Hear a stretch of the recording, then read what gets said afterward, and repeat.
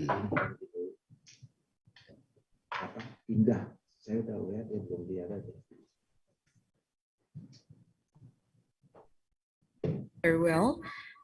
A very good afternoon to His Excellency Ambassador of the Republic of Indonesia to People's Republic of China, Bapak Jauhari Orat Mangun, to Eminent Secretary General ASEAN-China Centre, Mr. Chen Dehai, to Eminent Director General of Higher Education, Research and Technology, Bapak Nizam, to Eminent Vice President of Cooperation of Private University, Indonesia, China, Bapak Fazli Jalal, to Eminent Secretary of the Directorate General of Higher Education, Research and Technology, Ibu Paristianti Nurwardani, Bapak Hendi Pratama, Vice Rector of Cooperation of Semarang State Universities, all speakers from Peking University, Zhejiang University, Tianjin University, Sun Yat-sen University, Tongbei University, and IPB Universities. Distinguished guests, ladies and gentlemen, good afternoon. My name is Izzati Zefania, and I am your MC for today. First of all, I would like to say that it is such an honor. I am very delightful to be amongst the company of all of you here, and of course, welcome to the webinar fostering Indonesian universities partnership with World Top 100 Universities in China. Ladies and gentlemen, this very event is of course to enhance the cooperations between Indonesian universities and Chinese universities. Ladies and gentlemen, we also would like to inform you that we are now live on YouTube at Ditjen Diktiristek. Ladies and gentlemen, before we begin with our event today, to start off, let us listen to the Indonesian national anthem, Indonesia Raya.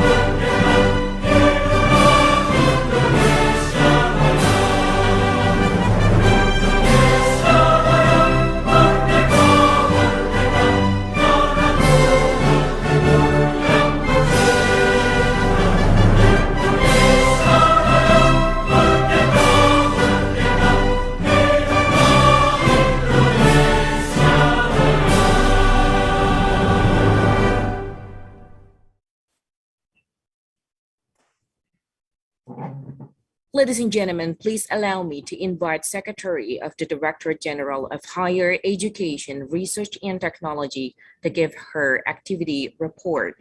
And so with that, help me and join me in welcoming Ibu Paristianti Nurwardani. Thank you very much. Bismillahirrahmanirrahim. His Excellency Bapak Jauhari Orat Mangun, Ambassador of the Republic of Indonesia to the People's Republic of China, His Excellency Mr. Chen Dehai, Secretary General of ASEAN-China Centre, Honorable Bapak Profesor Nizam, Director General of Higher Education, Research and Technology, Honorable, my beloved brother, Professor Fasli Jalal, Vice President of Cooperation between Indonesia China Private University, Honorable Bapak Iskandar Siregar, Director International Program in IPB, Honorable Bapak Hendy Pratama, Vice Rector of the Cooperation of UNES, Honorable Speaker from Chinese University, my beloved partner, today and in the future, Honorable Rector and Universities Representative from Indonesia, distinguished guests, participants, and ladies, also gentlemen. Assalamualaikum warahmatullahi wabarakatuh. Very good afternoon. May peace and prosperity be upon you all. First, I would like to welcome the distinguished speaker. More than 300 participants, Recording in progress. ladies and gentlemen who attend this very prestigious event. It is my pleasure to give the report on this international webinar, which will give us a chance to discuss the potential for the cooperation opportunities between Indonesia and top 100 universities in China. Today, we also have invited our long-standing partner from the China Embassy in Jakarta, ASEAN-China Centre, China and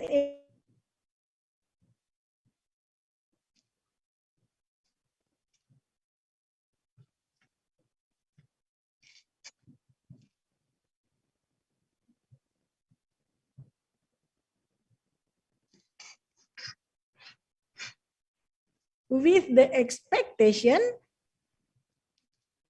Is it my voice? Is it clear, Pak Firman?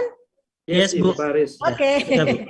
So I would like to repeat. Today we also have invited our long-standing partner from the China Embassy in Jakarta, ASEAN-China Centre, China and Indonesia Universities representative to enlighten on the cooperation that may be carried out by Indonesian higher education institution with the top 100 Chinese universities, with the expectation that Indonesia would also be able to take the position on top 100 universities. Dear distinguished speaker, participant, ladies and gentlemen, there are around more than 200 Chinese students in Indonesia, consisting around 700 men and more than 1,000 women.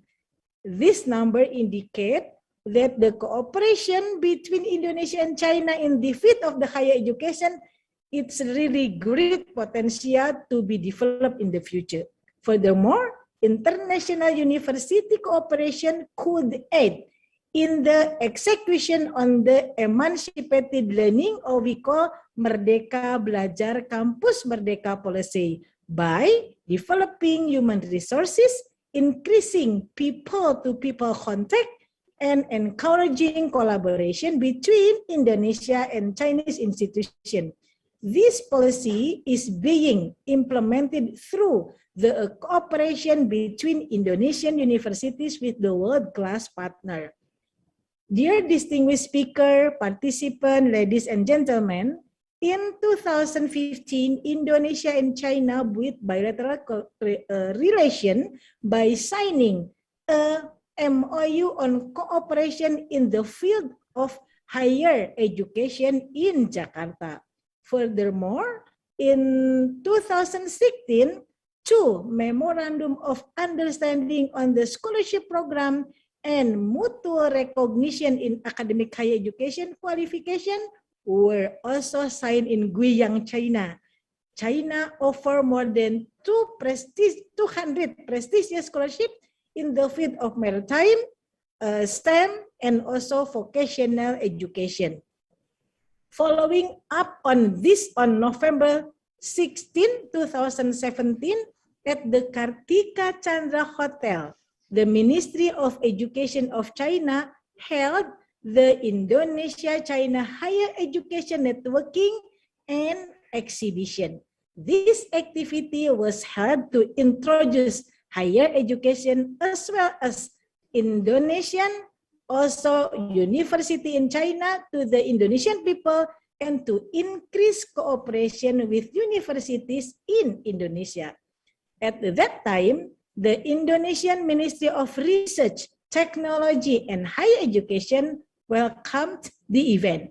We involved several universities in Indonesia to increase the network between Indonesia and Chinese university. Dear distinguished speaker, participant, ladies and gentlemen, we hope that this event will encourage Indonesian university to collaborate with the top Chinese university. We believe that the international webinar fostering Indonesian universities partnership with world top 100 universities in China will bring us to have the historical collaboration in higher education between Indonesia and China. That is my report. This event will be very great for us, and then with the hope that my beloved Director General of Higher Education and Research Technology, Prof. Nizam, to open this international webinar officially. Thank you very much for your kind attention and cooperation. Billahi taufiq wal hidayah. Wassalamualaikum warahmatullahi wabarakatuh. Waalaikumsalam. Ma'am, thank you very much for your report. And now, ladies and gentlemen, we would like to invite Vice President of Cooperation of Private University Indonesia, China, Bapak Fazli Jalal. Ladies and gentlemen, Bapak Fazli Jalal. Thank you. Bismillahirrahmanirrahim. Assalamualaikum warahmatullahi wabarakatuh. Good afternoon, ladies and gentlemen. Your Excellency, Ambassador of Republic of Indonesia to Republik Rakyat Tiongkok, Dr. Johari Oratmangun, our beloved Director General, Professor Nizam, of Director General Higher Education, Technology and Research, and Your Excellency, Secretary of ASEAN-China Centre, Mr. Zen, and Your Excellency, Ibu Paris, our beloved friend from the Secretary General of the Director General, representative of the top university from China, and also speakers and ladies and gentlemen.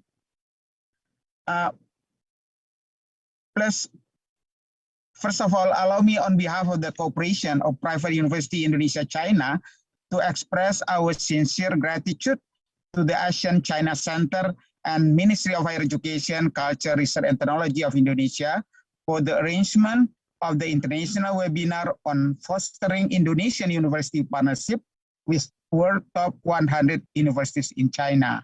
We will also like to congratulate the 6 Chinese universities which present today on their achievement to be ranked as the top 100 universities in the world. This webinar is an important event since it gives us an opportunity to share and exchange experiences and ideas on issues that are strategic of importance to the world, notably the development of quality higher education through cooperation among top universities in China and Indonesia. Ladies and gentlemen, as we might already observe, the world is increasingly interconnected. Globalization, as we call it now, facilitates the movement of people, information, and knowledge. As the rate of internationalization increases with unhindered communication channels and inexpensive travel, it provides universities worldwide chance to make the most of the possibilities this presents by forming global partnership and fostering relationship with other institutions. Although there are critical aspects of globalization that the world and academia sector would want to hinder, the very understanding of globalization as the partnership between universities in the opposite corner of the world is more beneficial. Critics claim that globalization increases global flows and shifting imbalances. In this sense, the movement of people means that there is a shifting of funding, which further creates a gap between countries and regions. However, international partnership between universities are required because staff and students will benefit significantly from this mechanism. Students can benefit in two ways. First, the established partnership between universities provide a learning framework that will contribute to their portfolio and career in the future. Students can travel internationally to a partner university through a double degree program or an exchange program. It enables them to learn the culture of other nations better and prepare them for the success. Second, the framework is required because pursuing higher education is all about preparation for life in the working world. In the global slower, international partnership allows students to study, work, and travel globally. The international partnership also benefits universities, lecturers, and researchers. The framework provides opportunity for researchers to collaborate. Currently, there is a trend in which 1 of 5 of the world's scientific papers are co-authored by researchers from different universities and nationalities.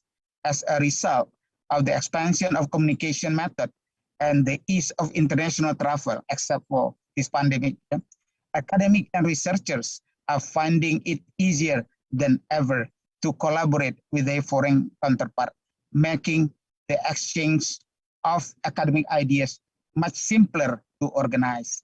The ability to scrutinize, debate, and share experience is essential for successful cooperation in education and scientific accomplishment. Such partnerships have contributed endlessly to academic and scientific progress. The international cooperation also further support the researchers by boosting fundings for their research.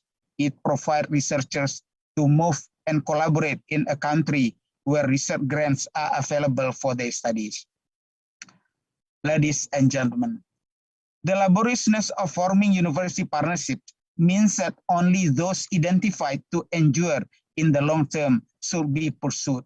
Developing successful relationship takes a long time, from understanding the culture and goals of each other institution to ensuring compatibility in terms of ethics and standard. It can take a lot of effort to forge strong connection. Collaboration might, over time, be impacted by changes affecting individual universities, such as staffing and funding, or changes affecting countries, such as alteration to law and government. In this light, it is essential to make sure that any university partnership can adapt and survive in changing circumstances. One of the best ways to form this partnership often comes from a personal approach. University administrator can elaborate their personal networking, or maybe from their staff. The forming of partnership in this sense can be done through professional networking as usual. It means that it is arranged through exchange, meetings, and academic events. Indeed, it was found that the relationship development only become more pragmatic once the initial contact has been formed. However, good communication was still vital for success. Whichever method is used, perhaps the essential aspect of partnerships endurance is an alliance of ideas and goals. This means that selecting which institution to partner with carefully while confirming at every stage that all members of partnership are on the same page. University partnership in the age of the post-COVID. Pandemic of COVID-19 has altered everyone's life to some degree, including the universities around the world. For some, this is the age where we can always hear and see sad stories, difficulties, and challenges. Fortunately for others, they have already prepared. The interconnection of the world, the rapid expansion of the digital campus, and the research collaboration, and a deepening of ties between institutions as they share knowledge and the strategies of the emergency response to the pandemic. The global pandemic is becoming a place for higher education learning institutions to experiment with their new models and work in new type of collaboration. So having the same-minded universities as your institution is helping to create the best of your coming out from the pandemic's era. I would like to thank our Chinese colleague again for their commitment to our partnership, to greater people-to-people engagement, and to a strong Indonesia-China relationship. Finally, I would like you all to carry home with you the ideas, information, experience, best practices, and lessons learned that you have shared during this webinar. You might use those insights to strengthen your partnership, identify and develop the prior capacity building, and design resource mobilization in order to strengthen the fostering Indonesian universities partnership with world top 100 universities in China. In closing, let me quote the famous Chinese philosopher Lao Tzu, "A journey of 1,000 miles begins with a single step." As we journey together towards cooperation among top universities in China and Indonesia, let us take one step at a time and ensure that each step is a forward and upward step. Thank you, Sisi. Assalamualaikum warahmatullahi wabarakatuh. Sir, thank you very much for your remarks. And now, ladies and gentlemen, please allow me to invite His Excellency Ambassador of the Republic of Indonesia, the People's Republic of China, to give his remarks. And so with that, please help me and join me in welcoming Bapak Jauhari Orat Mangun. Bapak Jauhari, over to you, sir.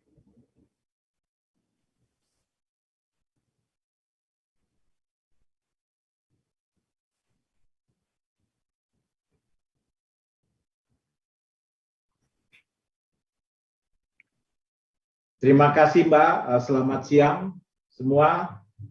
My dear friend, His Excellency Mr. Chen Dehai, Secretary General of the ASEAN-China Centre, People's Republic of China. He's now in Beijing. My dear friend as well, Pak Nizam, Director General of Higher Education, Research and Technology, Ministry of Education, Culture, Research and Technology. Profesor Dr. Fasli Jalal, lama tidak basuo, Vice President of Corporation of Private University Indonesia China, and former Vice Minister of the National Education. Ibu Paristianti Nur Wardani, apa kabar Ibu? Secretary of the Directorate General of Higher Education, Research and Technology, Ministry of Education, Culture, Research and Technology. Pak Hendy, Professor Hendy, Vice President of Semarang State University, a representative from Indonesian University. I heard that from Institute Pertanian Bogor as well. And then, of course, our friend, representative of the leading universities in China, Peking University, Zhejiang University, Tianjin University, Dongbei University of Finance and Economic, University of Sun Yat-sen in Guangzhou. Ladies and gentlemen, dear participants, a very good afternoon from Beijing.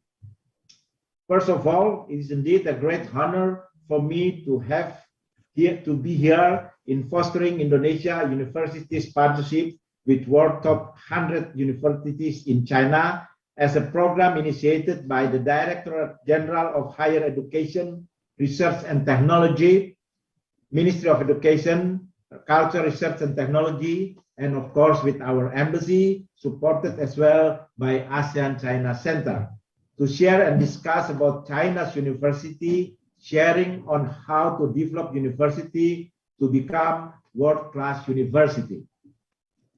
Of course, on behalf of the Indonesian Embassy here in Beijing, I would like to extend our sincere gratitude to ASEAN-China Centre, now represented by its Secretary General, Mr. Chen Dehai, to be the co-sponsor of this seminar program.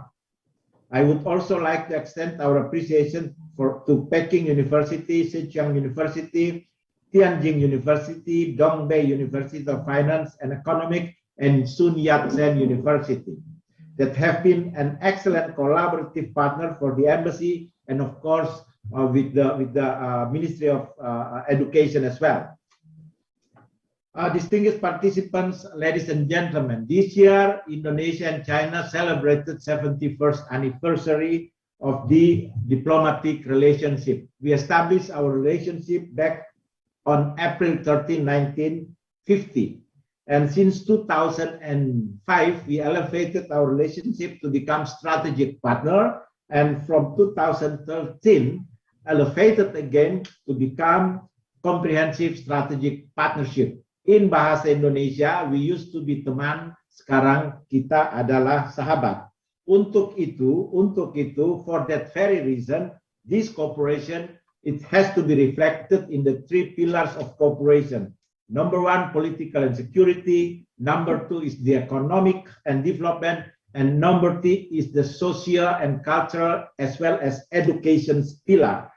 For me, it's very simple. We have to have a very strong foundation for the bilateral relation, meaning that people-to-people, socio-culture, and education need to be strong, need to be strengthened. If the foundation is strong, politics and security, economy can ups and down, but bouncing back will be very fast if we have a very strong pillar foundation of the cooperation, meaning that socio-culture, education, and people-to-people. As for the economic relations, so far, China is our major trading partners. Last year, our trade volume between two countries reached more than 70 billion US dollar. And for the last 7 months, in 2010-21, already reached more than 60 billion US dollar. In investment, China is number 2, the second largest investor in Indonesia, both last year and 7 months this year. Hong Kong number 3. So if we add Hong Kong and China and Hong Kong, I think biggest number there. Last year 8.3 billion, and this year already reached 4 billion US dollar. In terms of education cooperation, a lot of cooperation already established among universities as well as Indonesian students pursuing higher education here in China. It's already more than 15,000 Indonesian students. So we do hope that in the coming months, some of them will be returned as well to China because due to the COVID pandemic, and most of them returned to Indonesia last year in the month of January and February. During the second term of the presidency of the President Joko Widodo, our president has targeted some priorities to be achieved in the period of 2019 and 2024, including human resource development, advancing infrastructure development, economic reforms, regulation simplification, and cutting down red tapes. In order to implement our president's commitment to create qualified human resources, the Indonesian government has cooperated with friendly countries to include China to develop Indonesia human resources through various programs, and some of them are very much in line with the synergy of BRI, Belt and Road Initiative, initiated by President Xi Jinping, and Global Maritime Forum initiated by our President Joko Widodo. And as agreed by the two great leaders, the Chinese government has been committed to provide 3,000 scholarships for bachelor to doctoral degree for Indonesian students within the period of 2020 to 2024. Both sides have also reached agreement to provide vocational education for 500 Indonesian students in 23 majors related to engineering and digital development.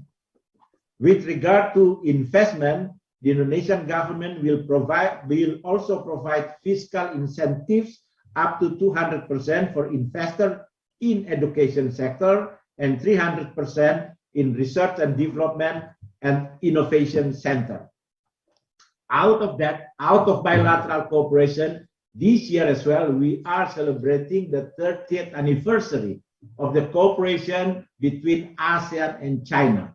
A lot of things has been discussed, a lot of things has been agreed upon, and this is the time for the implementation of the agreement between ASEAN and China. And one of the pillars of the cooperation is in the education sector to include digital economy. Last year, that was the priority, and this year is the sustainable development. I've been working in China for 3 years. I witnessed the growing and tremendous cooperation between Indonesia and China for the past few years. I believe that China, with its development, will as well contribute significantly to Indonesia's development, including education sector. Look at list of the universities in China that's already in the list best 20 and best 10 in Asia and in the world. And some of them are participating in our discussion today. I hope this seminar will help universities in Indonesia to have more real and comprehensive understanding of China's universities development to manage to be a world-class universities as well. Let me say a few words in bahasa. Hubungan bilateral Indonesia dan China sedang baik-baiknya. Dalam konteks itulah kerjasama di 3 pilar dalam konteks comprehensive strategic partnership tadi perlu kita tingkatkan. Menurut hemat kami, pilar socio-culture dan education itu harus kuat karena politik, security, pembangunan ekonomi bisa ups and down. Tapi kalau ini kuat, pilar ketiga, bouncing back-nya akan cepat. Paling tidak itu pengalaman saya yang kurang lebih sudah 30 tahun di dunia diplomasi dan bertugas di berbagai negara. Itu pengalaman yang selama ini kita lihat bahwa kalau hubungan antar manusianya, kalau hubungan kerjasama di bidang pendidikannya kuat, maka bouncing back-nya akan cepat. Dalam konteks itu melihat perkembangan China di 20 tahun terakhir khususnya, banyak sekali kemajuan yang telah dilakukan, bahkan sudah menjadi target dari pemerintah Cina bahwa 2035 Cina sudah harus menjadi negara maju dengan tingkat pendapatan per kapita yang tinggi, dengan tingkat pembangunan teknologi yang maju juga. Kita juga dalam berbagai prediksi badan internasional disebutkan akan menjadi di atas 10 besar beyond 2030 dan menjadi top 5 di tahun 2045. 2045 hanya 21 tahun dari sekarang. If we think about 20 years ago when China was there, and then if you think about China now and think about China 20 years from now and compare to us when we were 20 years ago, 20 tahun lalu, dan di mana kita sekarang, saya kira a lot of developments as well. For that very reasons that Indonesia being predicted as well, that we are going to become major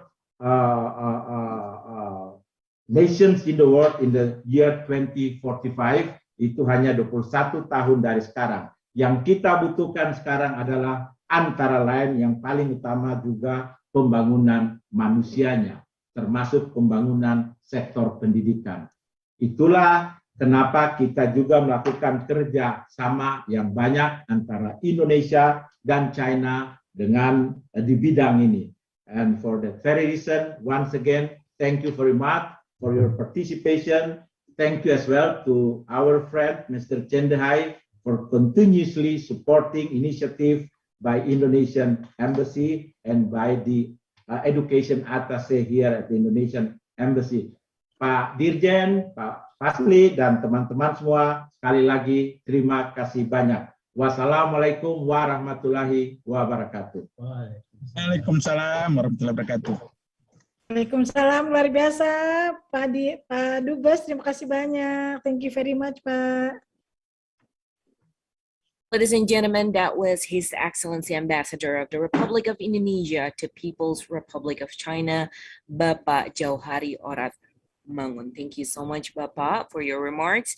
And now, ladies and gentlemen, we would like to invite Secretary General ASEAN-China Centre, Chen Dehai. Ladies and gentlemen, help me in welcoming Mr. Chen Dehai. Thank you. Thank you, the moderator. The Honorable Madam Prastiani Noadani, the Secretary of the Directorate General of Higher Education, Research and Technology. Honorable Mr. Fazli Jalar, Vice President of Corporation of Private University Indonesia, China. Your Excellency, Mr. Johari Ortmangun, Ambassador of Indonesia to China. Honorable Mr. Nizam, Director General of Higher Education, Research and Technology. Dear University Presidents, speakers, participants, friends from both China and Indonesia. Ladies and gentlemen, also a very good afternoon to all of you from Beijing.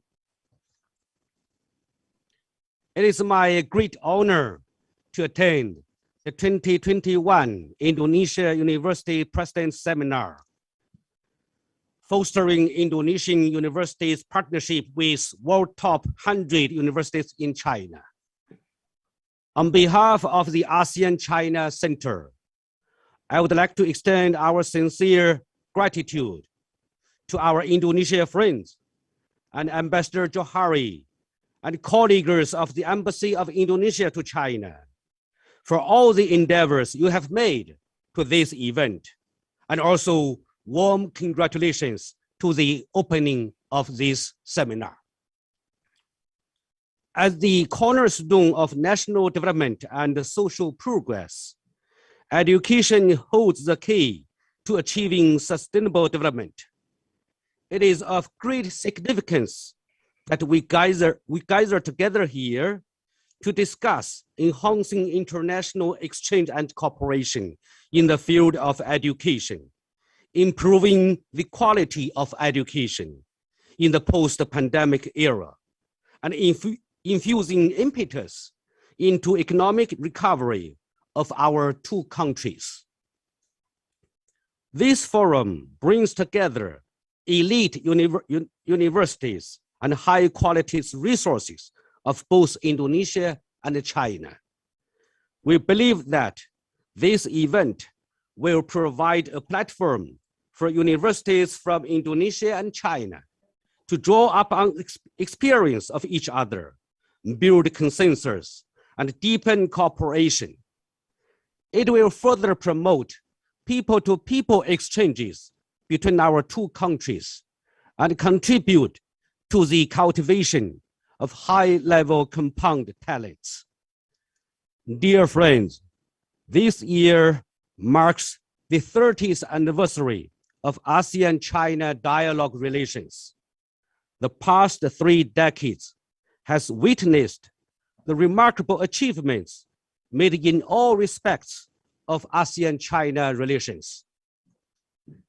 Indonesia is an important member state of ASEAN, a close and friendly neighbor of China. Strengthening educational exchange and cooperation is essential to promoting people-to-people exchanges and deepening the future development of our bilateral relations. ASEAN-China Centre will continue to play its part as a bridge to make joint efforts with Indonesian education departments, Indonesian Embassy to China, and other organizations to contribute to Indonesia-China educational exchanges cooperation in the future. Thank you. 谢谢. Terima kasih.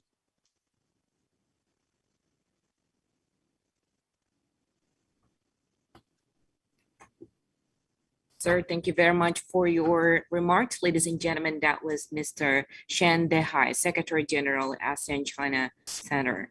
And now, ladies and gentlemen, please allow me to invite Director General of Higher Education, Research and Technology, Bapak Nizam, to give his opening remarks. And so with that, please join me in welcoming Bapak Nizam. His Excellency Ambassador of the Republic of Indonesia to the People's Republic of China, Bapak Johari Ratmangun. His Excellency Secretary General of the ASEAN-China Centre, ACC, Mr. Chen Dehai. Honorable Vice President of Cooperations between Indonesia-China Private Universities, Professor Fasli Jalal. Honorable Secretary for the Director General of Higher Education, Ibu Dr. Peristianti Nurwardani, Honorable Rectors and University representatives, resource persons, and all distinguished guests and participants to this meeting. Ladies and gentlemen, Assalamualaikum warahmatullahi wabarakatuh. Semangat pagi, salam sehat, salam sejahtera untuk kita semua. Good afternoon. May peace and prosperity be upon you all. First of all, allow me to thank the honorable speakers and participants who attend this very important event today. It is an honor for me to be able to give remarks in this meeting to all of you. This meeting is being arranged with the purpose to improve our understanding and common knowledge of the importance of cooperations between Indonesian universities and top 100 Chinese universities in the improvement of the higher education sector. We all know that 21st century is Asian century, the century of Asia. Therefore, we need to strengthen Asian solidarity and collaborations. Collaboration in higher education has multiple effects to sustain economic growth as well as to strengthen peaceful relations. Through university-to-university collaborations, our students can learn from each other, making a lasting friendship as they become future professionals. Through university-to-university collaborations, our professors can work together to address common problems like diseases, global warming, impact of climate change, poverty alleviations, sustainable development, and many other issues of common interest. In that spirit, I hope this event will bring us a fruitful discussion with all the participants of honorable speakers and other stakeholders in building a lasting friendships through university-to-university collaborations. Dear distinguished speakers, participants, ladies and gentlemen, as we all know, cooperation is meant to achieve mutual benefit between all parties involved, which in this way, without collaborations, the goals could not be achieved as well. In that matter, we believe through cooperations with top Chinese universities, we could improve the development of Indonesian universities, both in terms of qualities and strengthen the role of higher education sector to the society. Currently, Indonesian universities are undergoing major reform in education, major reform in educating and nurturing our students through emancipated learning program. We call it Campus Merdeka. We unbundle our universities to be more inspirational, freeing and grooming the talent and passion of our students to bring their potential to be the best out of their own potential. The Emancipated Learning Program, the Campus Merdeka program, Merdeka Belajar Campus Merdeka program, gives the opportunity to our students to spend one semester to take a subject from other fields. In addition, students can also spend up to 2 semesters out of campus to conduct experiential learning in the world of job, in the world of the profession. In any profession they are aspired to be when they graduated, students can take 1 semester to 1 year fully credited experience in industry, joining exchange program, both in country and abroad. They can also conduct research in research center. They can also joining humanitarian activities, joining community empowerment in rural village, and many other activities that will bring the potential of students as well as give them experience to become more ready to the profession that they are aspired to be when they graduated. This semester, we prepare more than 80,000 places for our students to join the Campus Merdeka program. Like student exchange, more than 10,000 places for student exchange in country and 1,000 student exchange with 31 partner countries.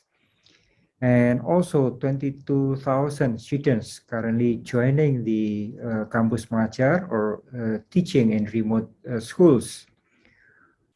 More than 15,000 students conducting internship in multinational companies, in international organizations, and many other places of profession. And close to 10,000 students joining the micro-credentials programs. Also thousands of students joining the community empowerment program and develop sociopreneurships, and thousands more joining the entrepreneurship program. All those activities are actively supervised by professional mentors as well as their lecturers. By engaging university with the word of work, the word of the profession, we believe that our students will become more ready to get to the job market before even they graduated.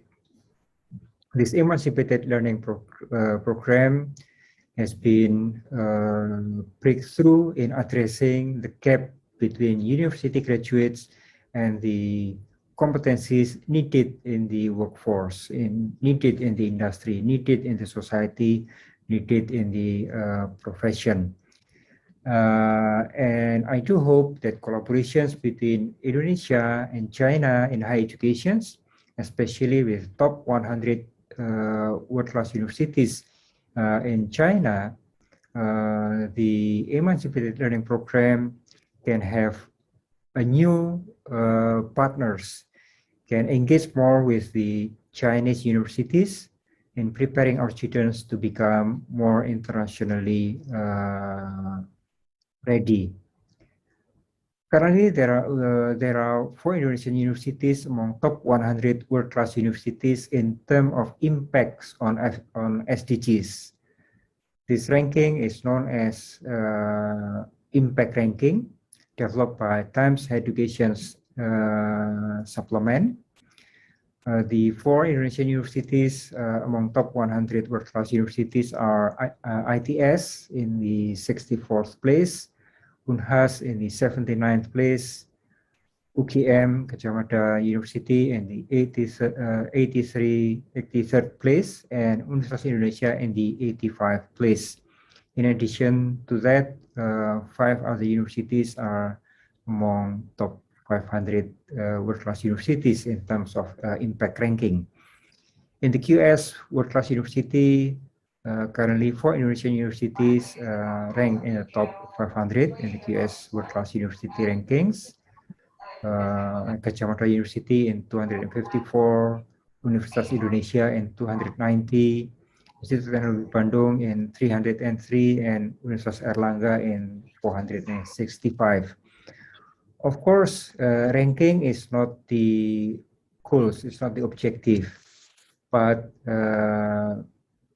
being world-class universities means exposure and engagement with international partners become important. And this will give our students an international outlook and experience to become part of the global educations.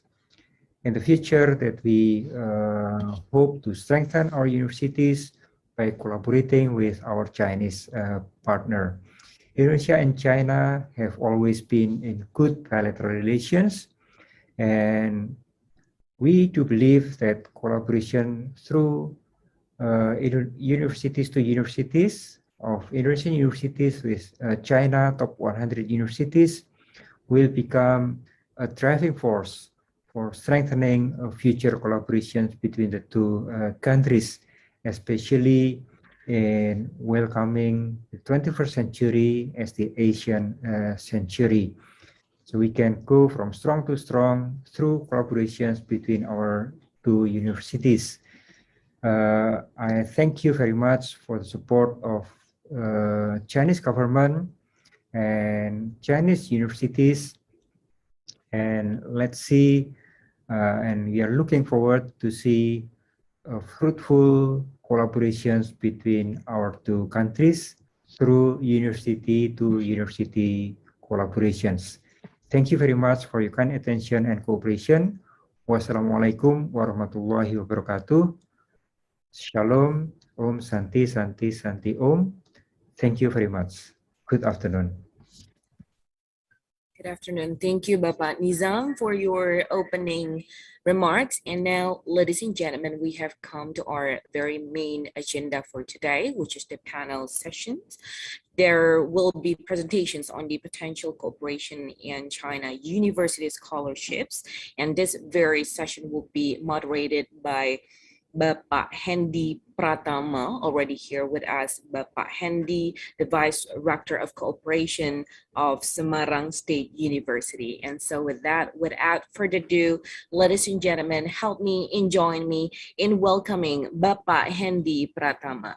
Bapak Hendy, over to you, sir. Thank you, Izzati. This was nice. Our beautiful Master of Ceremony has handed over the program to me. Thank you very much, ladies and gentlemen. His Excellency, Mr. Jauhari Urat Mangud, Mr. Ambassador, and also Mr. Fasli Jalal, the Vice President of Cooperation of Private Universities, Indonesia and China, Mr. Secretary General, Mr. Chen Dehai, the ASEAN-China Secretary General, and also Mr. Nizam, the Director General of the Higher Education, and also Ms. Paris. Thank you very much for the opportunity that today we have this very interesting webinar with the theme of fostering Indonesian universities partnership with world top 100 universities in China. This is very interesting because we have this neighbor, China, and we have to know our neighbor better. So ladies and gentlemen, we have 6 universities and 5 from China and 6 from the other one is from our best practice from IPB University. So from China, we have Peking University, we have Zhejiang University, we have Tianjin University, Tongbei University of Finance and Economics, and also Sun Yat-sen University. We have 30 minutes for each university, and after that we would like to have question and answer. Ladies and gentlemen, prepare your question and answer for Indonesian universities representatives who would like to clear up some ideas on how to make cooperation and how to send your students probably and how to send your lecturers to study in China, and the other way around, how to invite our Chinese counterparts to Indonesia. You can ask the questions to the Google Forms provided by the committee. Ladies and gentlemen, without further ado, I would like to call upon the first presenter today from Peking University. 30 minutes for you, sir or miss, and the floor is yours. From Peking University. Hello, everyone. Hello, everyone. I will share my screen. Floor is yours. Excuse me, moderator. For some emergency courses, the first university will be Tianjin University. Yes, the first will be Tianjin University. So Tianjin University, the floor is yours. Thank you.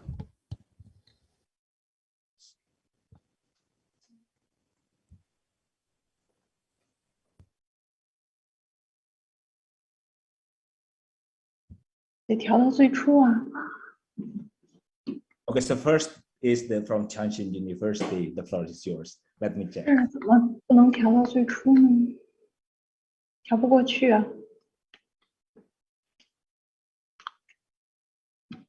播放。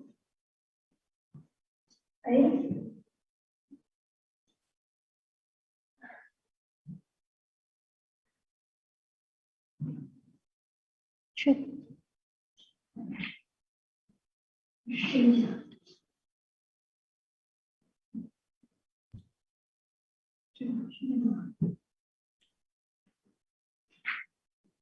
Is this slides clear showed on the screen?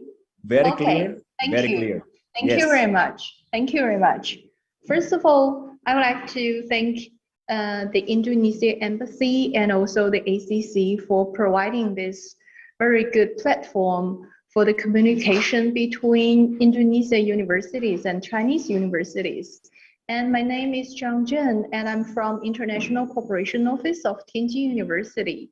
So as required, I will give a very brief introduction of the university and also the university consortium between Chinese universities and ASEAN universities.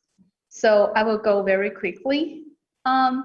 First of all, I'd like to introduce Tianjin University to all the Indonesian friends. The presentation about Tianjin University comprises 5 parts. First of all, is about where we are. Well, Tianjin actually is very near Beijing and one of the 4 municipalities and located in northern part of China. And also we are approximately 120 kilometers from Beijing. And also we are one of the very huge port city of China. And the population of Tianjin is about 15.6 million. Our university is the very first university in modern China. We were established in 1985 as Peiyang University. And the motto of the university fits the university very well, seeking truth from facts. And on the left corner, you can see the memorial to the throne that is get from the Emperor Guangxu to approve the establishment of Tianjin University. And on the right corner of the slides, and you can see our first acting president, an American. His name is Charles Daniel Taney. These slides show the milestone of the university over the 120 years, from its founding until the 211 projects and 985 projects, and also the world-class projects. And also in 2090, launched the emerging engineering education. That is the kind of very important theme in the arena of higher education in China. And in Chinese, we call 新工科.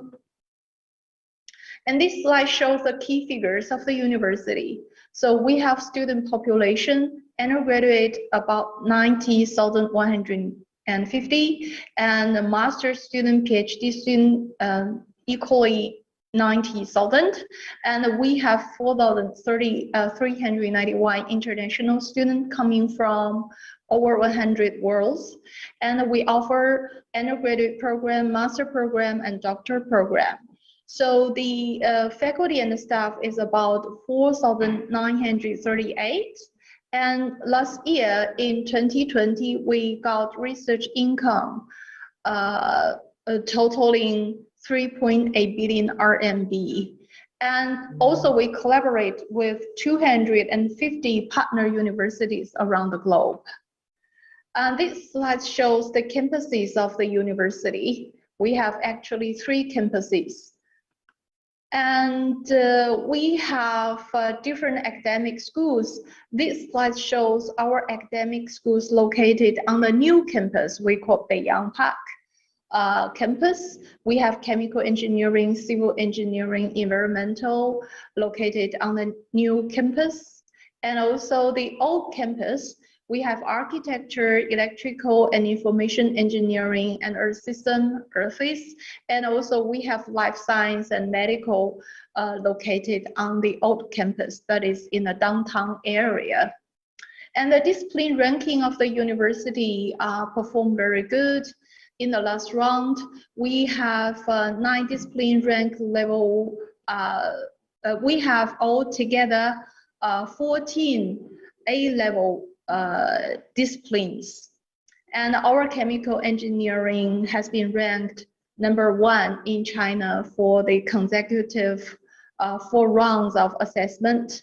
And for the ESI ranking, we have 3 disciplines ranked world top 1000s and some other ranked world 100th. And these slides show the international accreditation. We have Tianjin International Engineering Institute accredited by CDI for 6 years. And later, I have some slides to show TIEI to you. That is a cooperation between Tianjin University and a French university in engineering education. Also, we have 7 other academic programs being accredited internationally, say our architecture, chemical engineering, MBA, and some others. This is about emerging engineering education. Tianjin University has distinct strengths in engineering education. So we are taking the leading role in the emerging engineering education. So on these slides, we show the key characteristics of emerging engineering education. First one is disciplinary. Second one is about university industry collaboration. Third one is about international cooperation. And on these slides show some pilot program of emerging engineering education. And this program based on student learning experience. We are much more like kind of experiential learning.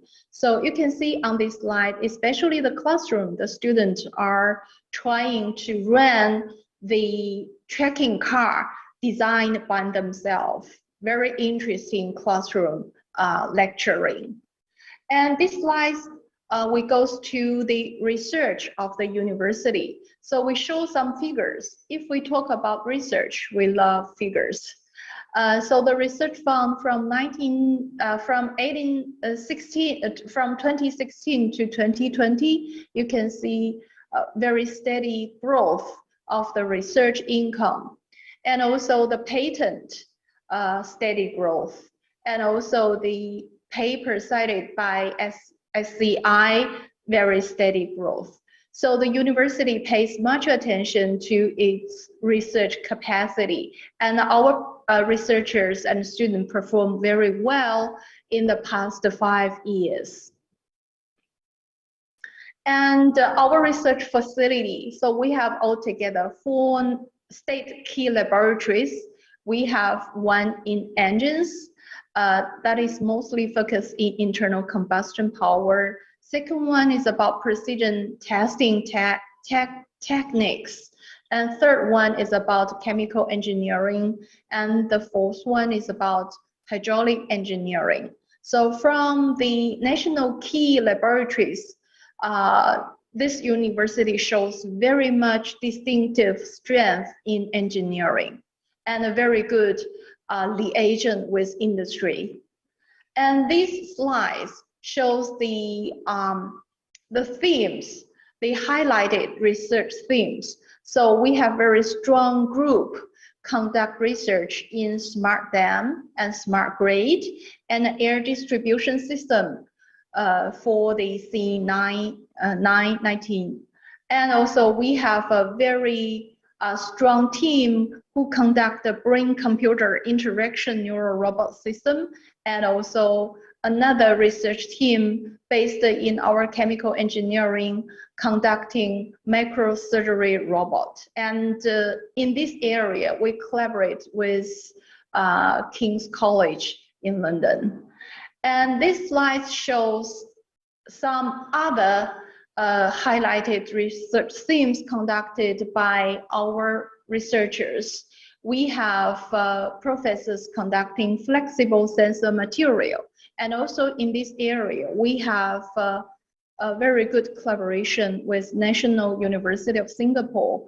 And also we have research team who are conducting soil respiration and some other research themes that conducted by our professors based in different academic schools, say material science and our pharmaceutical school, and also our electrical engineering school. And this slide shows the research industry collaboration.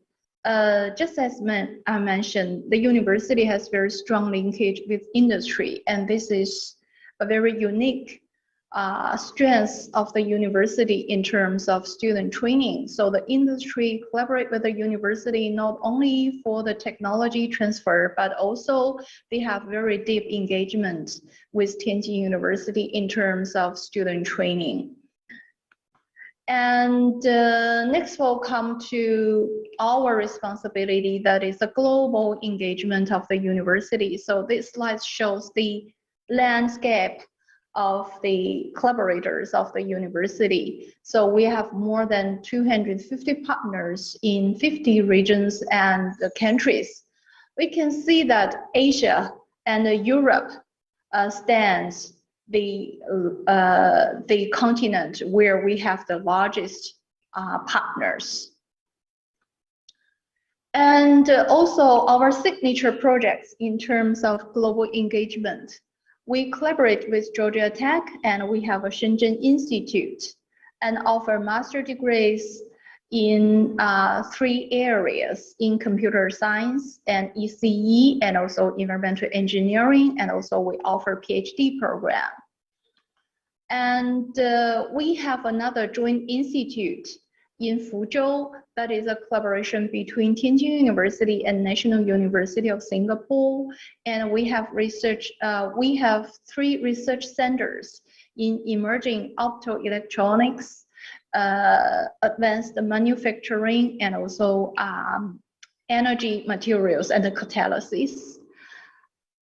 And this slide shows some detailed information about TIEI, that is Tianjin International Engineering Institute. Actually, this is a collaboration with Polytechnic Nice Sofia. And we adopt the French-style engineering education. And this school as a whole has been accredited by CDI for 6 years.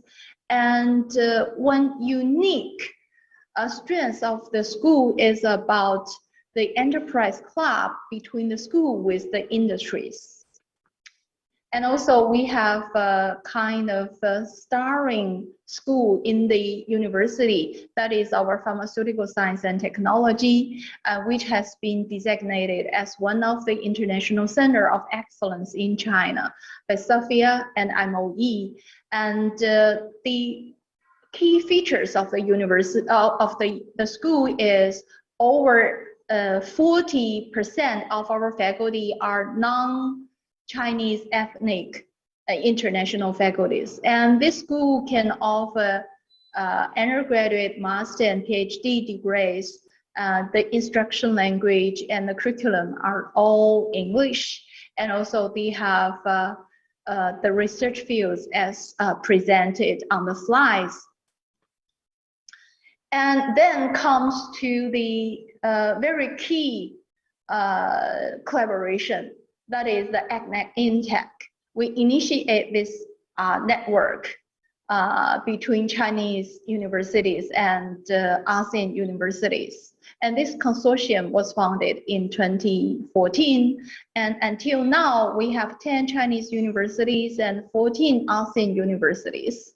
And the goal of this consortium is to promote interpersonal exchange and research collaboration. And also, I would like to specify that research collaboration is the key feature of this consortium.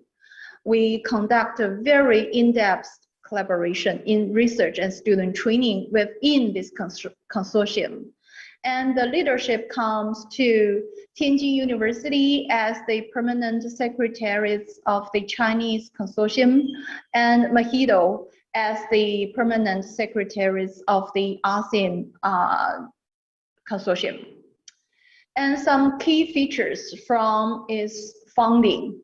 And after these years of development, we organize different kinds of programs, and also we offer scholarships to ASEAN students, and also we organize very interesting sports competition between Chinese universities and ASEAN universities. And last year, even though under the huge challenges brought by the COVID-19, we have very dynamic collaboration and interaction within this consortium. And University of Macau, and also University of Penang, Malaysia, and also another university joined our consortium. In terms of international collaboration, we promote student mobility as most the university done. We have student exchange program, short-term program, joint degree program, and capstone projects. And also we offer summer program or winter program for international students. We offer research placement program and internship and enterprise internship, and also we recruit students from UK and USA.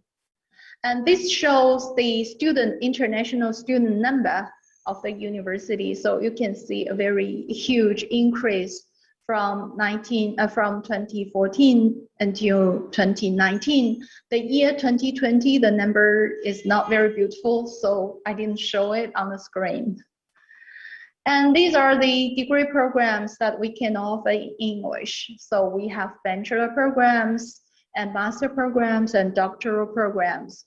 So if the Indonesian students are interested in Tianjin University and interested in our programs, we're very happy to work with them as part of TJU people. And the following slides shows the scholarship opportunities. So the university have the Chinese government scholarship and also Tianjin government scholarship for international students, and all Indonesian students can apply for those scholarship opportunities. And we have in the university offer undergraduate scholarship for students, and also the PhD scholarship for the international students. And this scholarship program or fellowship program is very special. This is under the support of MOST, Ministry of Science and Technology, and we get support from MOST under our consortium. And we apply this scholarship from representing our, say, consortium. And next poll is about our cooperation plan. Within ACNET InTech, we now have 24 universities from China and from Southeast Asia. We would like to invite more Indonesian universities to join us and to work together and to train our students together to do more fun things together. And also we offer the ASEAN-China Scholar Program, and this is a brief introduction of this program. And we would like to invite scholars from Indonesia to apply this scholar program and work with us. Mostly our office, International Cooperation, offer the job opportunity for Indonesian colleagues under this scholarship.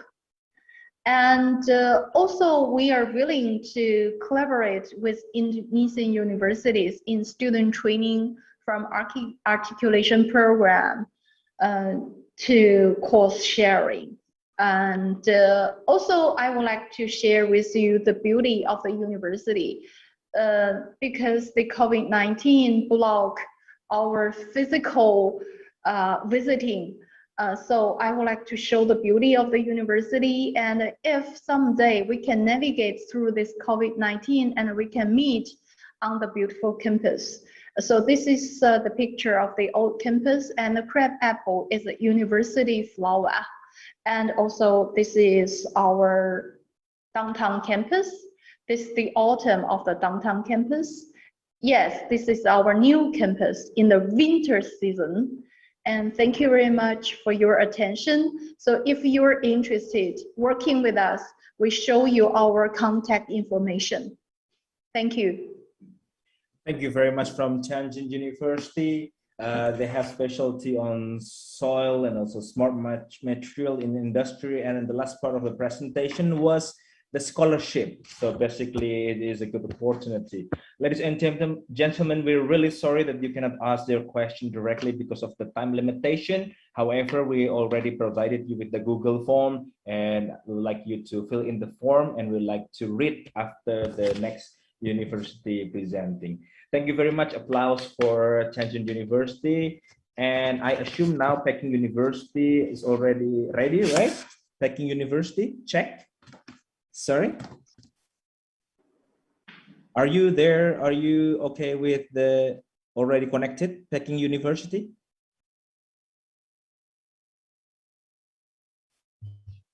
Hello? Hello, yes, your voice is clear, but I haven't seen your presentation. Okay. Oh, it's clear now. Thank you very much. Okay, that's good. Okay, can okay. you see my screen?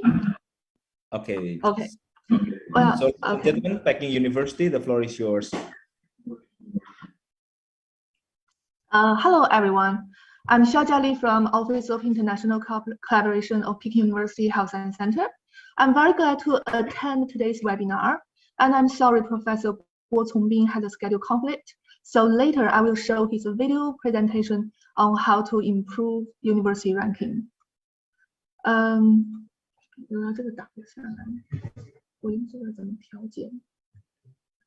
Okay. Now I will give you a brief introduction to Peking University as a background information. Founded in 1898, Peking University was originally known as the Imperial University of Peking. It was the first national university covering comprehensive disciplines in China and has been a leading institution of higher education in China since its establishment. It also served as the highest administration for education at the beginning of its founding. In 1912, the university changed its name to Peking University. At the end of the 20th century, the Chinese government put Peking University at the top of its agenda for promoting higher education, with the aim to build a world-class university in the 21st century. After merging with Beijing Medical University in the year 2000, Peking University once again was strengthened in its disciplinary structure. Well, Peking University is a comprehensive university and the national key university. Well, okay. Peking University now consists of 8 faculties: Faculty of Sciences, Faculty of Humanities, Faculty of Social Sciences, Faculty of Information Engineering, Faculty of Economics and Management, and the Health Science Center, and the Faculty of Interdisciplinary and the Shenzhen Graduate School. Well, Peking University also has 49 schools and departments and offers 130 undergraduate programs and 284 master programs and 261 doctoral programs. Well, for international ranking, according to the Times Higher Education rankings this year, Peking University is China's highest ranked university in the list, rising from last year's 23rd to 16th this year. For other rankings like QS Graduate Employability or the US Essential Science Indicator Database, we've also done a good job. Well, next is the Peking University International Education. Well, Peking University has forged cooperative relationships with partners institutions all over the world. the university has made concerted efforts to internationalize its teaching and research functions by introducing first-class overseas educational resources into its educational plans, as well as providing quality education to international students from various countries. You can see from this map that our partner institutions are from all over the world.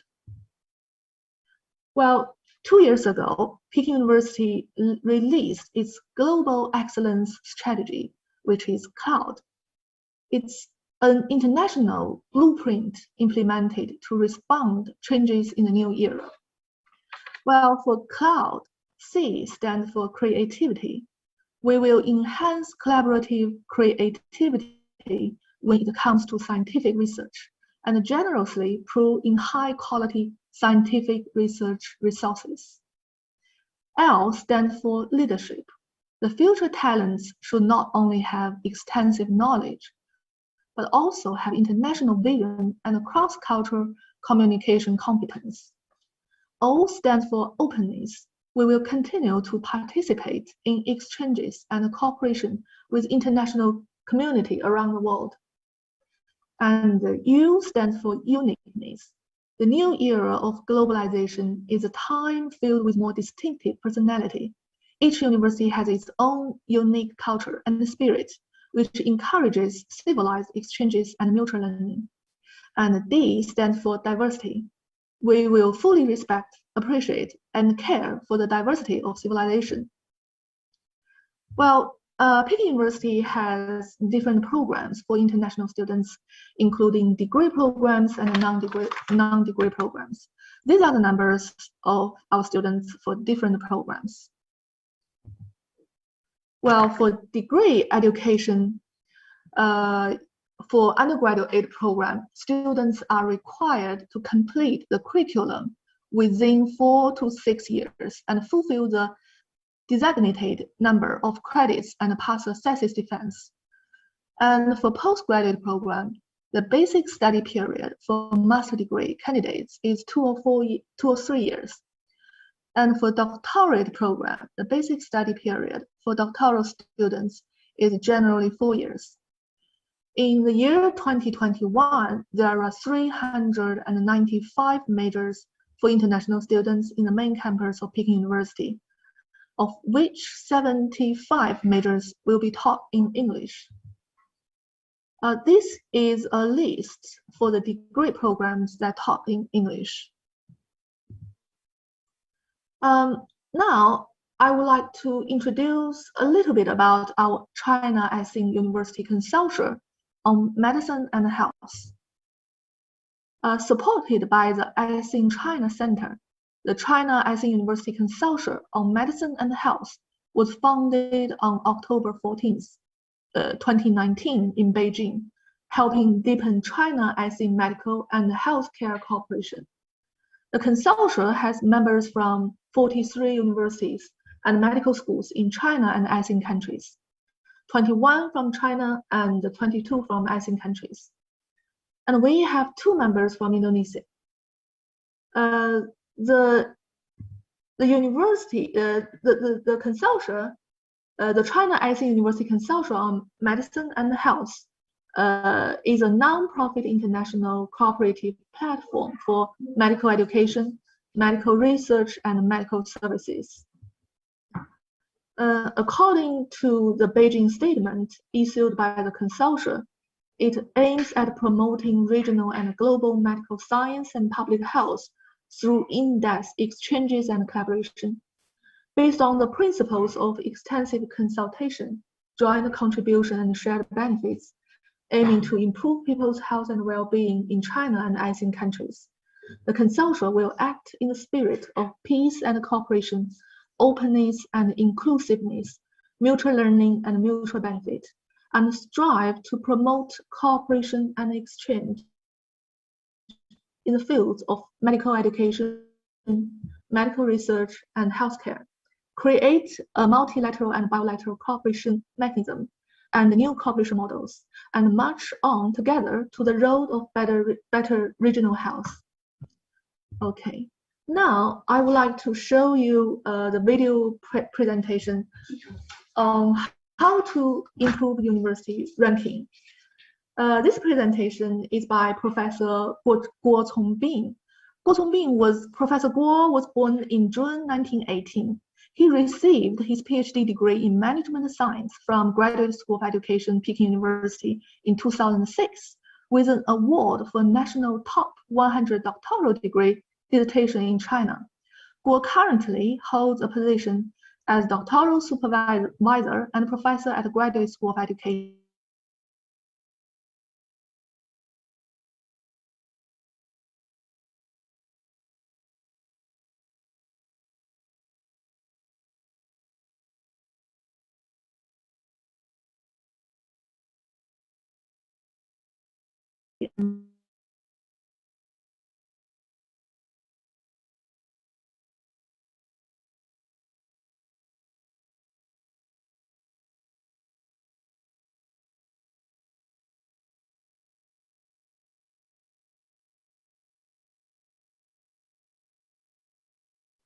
It's a little bit of disruption here from Peking University. Hello.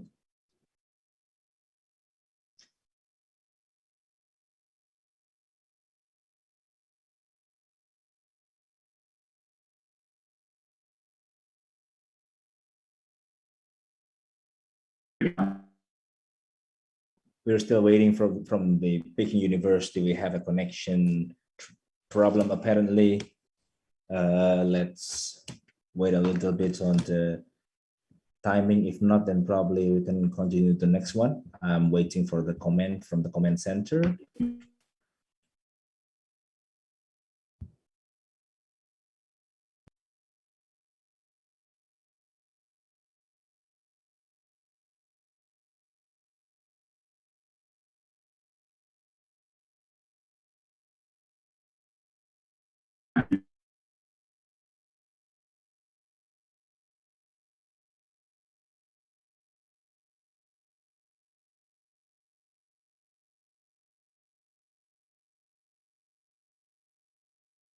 Otherwise, we're still waiting for the decision whether we want to continue this presentation or we'd like to go on the next one from Zhejiang University. And we'd like to remind you, you can put your questions to the Google form provided by the committee.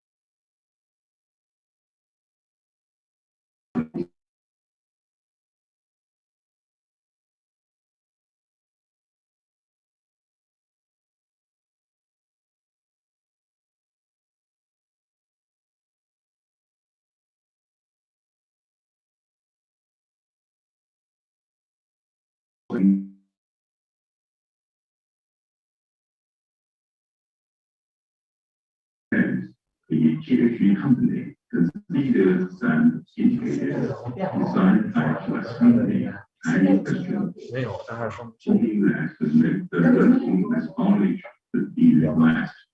However, an agent between two companies did not go well.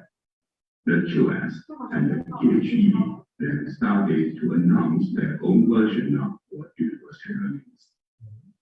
Compared to these two rankings, the US news ranking is relatively young. It was launched in 2014 based on data and metrics provided by Thomson Reuters, a multinational media company. As for the ARW ranking, it was issued by Shanghai Zhongtong University in 2003. The original intention to launch the ranking was to measure the gaps between domestic universities of China and top universities around the world.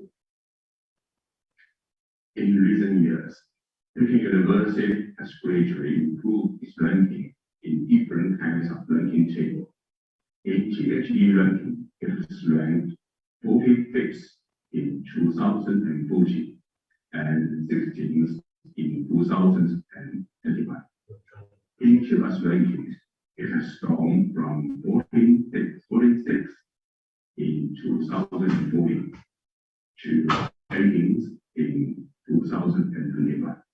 In ARR ranking, Peking University did not make it to the list of top 100 in 2014, but last year it was ranked 45th.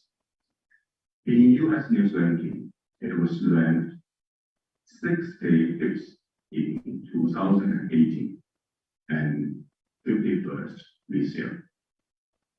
So, what have Peking University done to enhance its international ranking?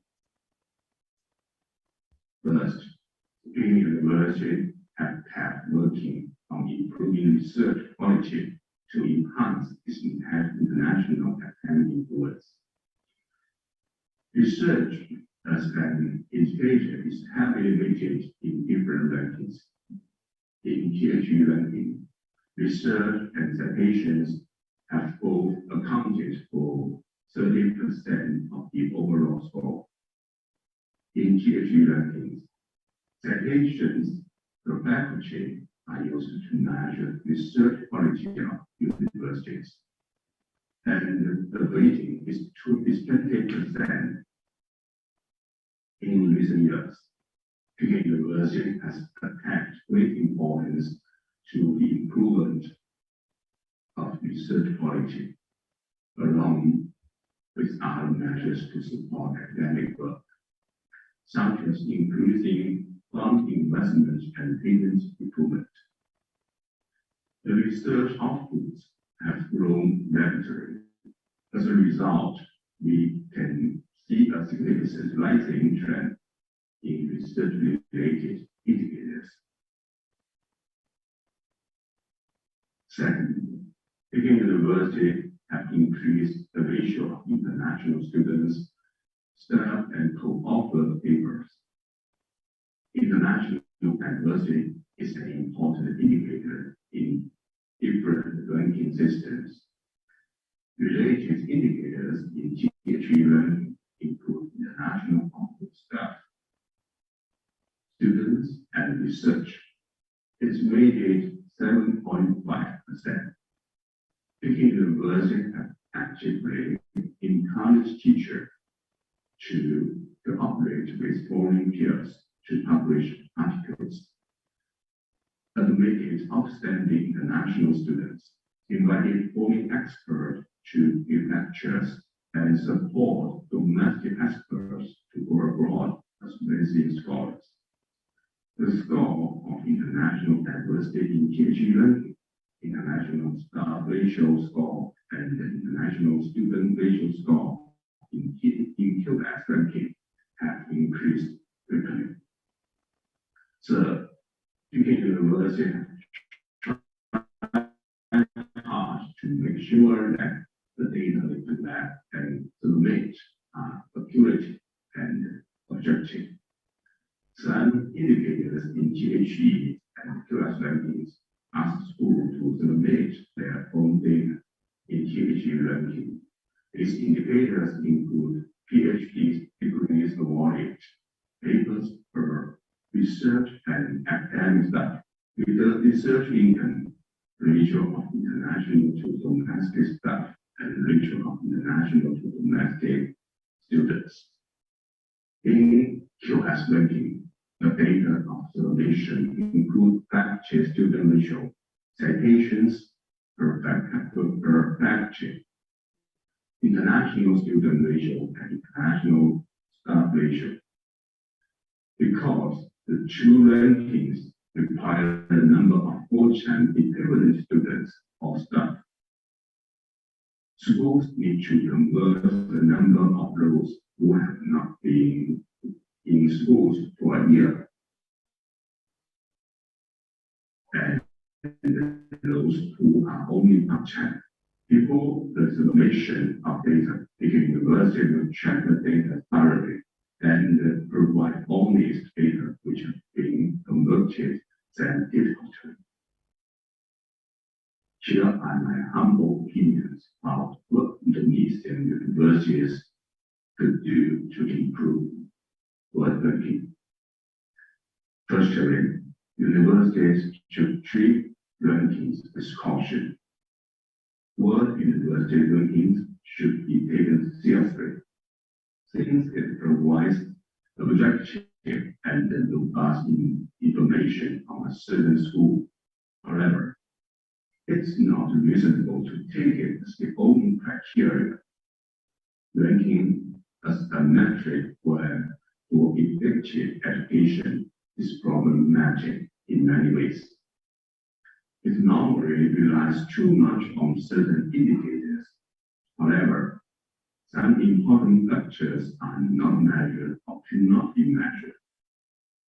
Some measures can significantly increase the school score and increase the high ranking, yet without any change in quality. Thereby, university and college rankings should be used with caution, and then their knowledge must be understood clearly before using the results. Secondly, universities can establish an international team of first-class researchers and recruit outstanding students worldwide. The ranking methodology includes indicators that measure the quality and diversity of school faculty and students community, such as staff as Nobel Prize winners, highly cited researchers, international staff ratio, and student ratio. Therefore, if Indonesian student universities want to improve their performance in world university rankings, they could establish an international improved system. The system should be attractive enough for young. Okay, so ladies and gentlemen, that was the concept. It's supposed to be a very beautiful presentation from Peking University on how to improve your university ranking. By now, I've got a confirmation from the comment center. They would like to pause it a little bit now. Probably from the committee, we can get the video from Peking University, so you can upload it to our YouTube for your information. Peking University, just now we've got the visual of the video. However, the audio is not really audible. We're really sorry about that. So Peking University, probably you will have some more explanation after this, but we would like to call upon the Zhejiang University. I think we have Zhejiang University ready for now. And are you there, Zhejiang University? Yes, we're here. Okay, so please prepare for your presentation and the floor is yours. Do you have your presentation ready right now? Yeah, 1 second. Okay, no worries. So ladies and gentlemen, don't forget to input your question to our Google Forms, and we would like to read after the presentation from Zhejiang University. So beautiful a picture here in front of us. I think Louis already ready to present. The floor is yours, Louis. Okay, thank you. Hi, everyone. Thank you, Tianjin University and Peking University for sharing. And I'm Louise, the International Student Recruitment Officer at Zhejiang University. For the coming 30 minutes, I will give you general information about Zhejiang University. And during the whole session, my colleague, Mr. Wu, will answer your questions in the message box. So first of all, let's start from the overview of Zhejiang University. Here is the main gate of Zhejiang University, and in Chinese we call it Zhejiang Daxue, or Zheda in short. And as you can see from this slide, the picture on the left side is one of the oldest buildings in Zhejiang University. It's located in Zhejiang University Zhejiang campus. From this picture, you may find that our university has a long history. That's correct. Zhejiang University was founded in 1897 in Qing Dynasty with a history of 124 years now. And the motto of Zhejiang University is seeking truth and pursuing innovation. In Chinese is 求是创新. Seeking truth can trace to the main roots of Zhejiang University, 求是 Academy, 求是学堂. Years by years, the staff and students in Zhejiang University inherit and develop the 求是 spirit and keep following this school motto in all fields. And Zhejiang University is a comprehensive research university with national and international impact. It ranks among a few top universities in China in terms of its comprehensive academic strengths, shown in teaching, research, and social service. As you can see from here, our academic strength is acknowledged worldwide. In the QS World University Rankings 2022, Zhejiang University ranked number 45, and in terms of graduate employability, Zhejiang University ranks number 38 in the world.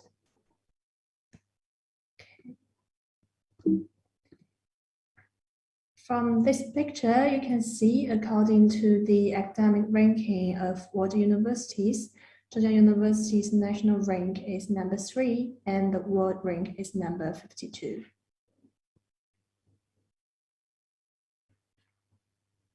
We are a comprehensive university with 7 faculties and 37 colleges and schools, which implies that students will export to top talents and professors from all fields. And we have art and humanities, social science, science, engineering, information technology, medicine, agriculture, life, and environment. About the students, we have over 60,000 full-time students registered in Zhejiang University. That's based on the data in 2019. And however, due to the COVID issue, we don't have the latest data. And you can see we have different level of students. We have about 28,000 students for undergraduate level and about 20,000 students for master degree level and 12,000 PhD candidates. And we have over 7,000 international students from 151 countries, and they all from degree levels as well. At Zhejiang University, we offer students good opportunities to understand and experience different cultures. Multicultural environment is very important for us. We have 7 campuses at Zhejiang University. These are 5 campuses in Hangzhou. The first one is Huajiashi campus. It's the Zhejiang University's oldest campus. It's very close to the train station. It serves as the campus of agriculture. And the second one is Zhejiang campus. Zhejiang campus is the home of Zhejiang University's Guanghua Law School. It used to be the main campus of Zhejiang University before CC campus and before Zijingang campus. And that one is CC campus. Because it's very close to CC River, that's the reason why we name it CC campus. It hosts the Department of Psychology and Behavioral Science, the School of Marxism, College of Education, and the School of Humanities. And here we have Zijingang campus. The Zijingang campus serves as the main campus of Zhejiang University and is located in the northwest of Hangzhou.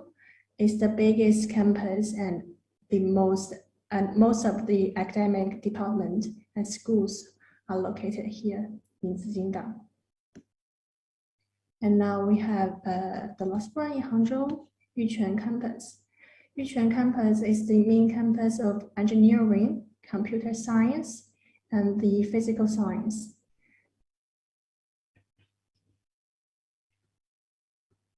And we also have another 2 campuses out of Hangzhou.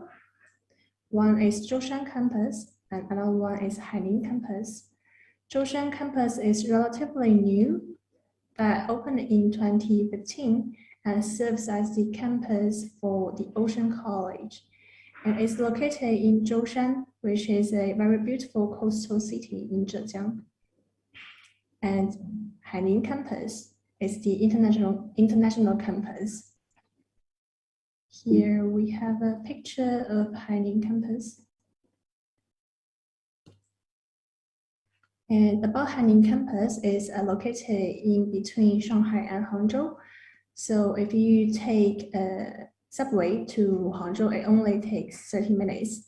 And if you take high-speed railway train to Shanghai, it only takes an hour. And Haining is very famous for the Qiantang River, the tide of Qiantang River. And here's a short video of the international campus.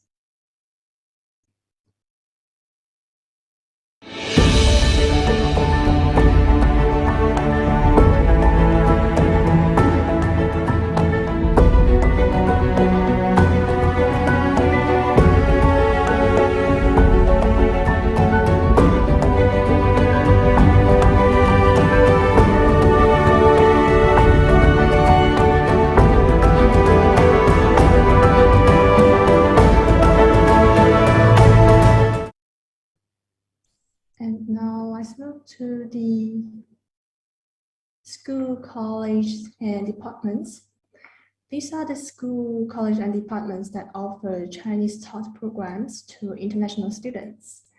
As you can see, we offer nearly 100 undergraduate majors, and they are established in colleges and departments affiliated to 7 faculties of science, engineering, agriculture, medicine, information technology, humanities, and social science. And with program lengths of 4 to 6 academic years, most Chinese taught programs require a minimum score of 180 in HSK level 5. And graduates fulfilling all the degree requirements will be awarded the bachelor degree of Zhejiang University. And for more information about the majors, you can find from this link, iczu.zgu.edu.cn. And about the scholarship, we have 6 types of scholarships available at Zhejiang University: Chinese Government Scholarship, Chinese Government Scholarship Bilingual Program, Zhejiang University Scholarship, International Chinese Language Teachers Scholarship, Merit Scholarship of China, Zhejiang Provincial Government Scholarship of Graduate Students. And we also have lots of English taught programs. Here are the dual degree undergraduate programs. About the English taught program available at Zhejiang University, there are 2 joint institutes which provide dual degree programs at international campus. And one is from ZGE, which is Zhejiang University of Edinburgh Institute. And they offer biomedical direction majors here. And another one from ZGUI, which is Zhejiang University of Illinois at Urbana-Champaign Institute. And they offer 4 engineering direction majors, which can provide dual degree from both Zhejiang University and UIC. And we also have some Zhejiang University degree undergraduate programs in English taught ones from ZGUI School of Medicine, which is MBBS 6 years 1, and also from International Business School. And here's short information about the tuition fee of the programs mentioned above. And now I'm gonna introduce you about Zhejiang University International Business School. There are 2 institutes and 1 school in international campus. Zhejiang University of Edinburgh Institute and ZGUI, mentioned before. And here's ZIPS. And along with this internalization of Zhejiang University, we want to expand its global capability to give more opportunities to international talents. That's why we established International Business School in 2018 to provide more opportunities to global talents. And our vision is to become a leading global economic ecosystem with business education focusing on new technologies, new economy, and new finance.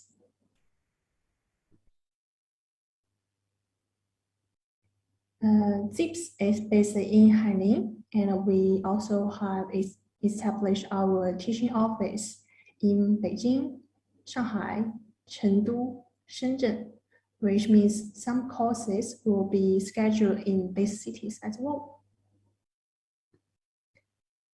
And about the degree programs available at International Business School. We have 1 undergraduate program, Global Communication and Management program, and 4 master programs, Master of Communication and Business, Master of Finance, Master of China Studies, Master of Business Administration.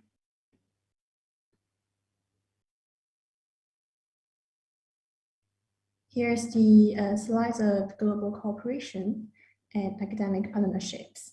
To provide our students with opportunities not only in China, but also in the world, we have global cooperations. As you can see, we work with University College London, Cornell University, Chinese University of Hong Kong, Simon Fraser University, European School of Management and Technology, and also a famous business school, Wharton School, and Smart Africa, and University of Cambridge as well.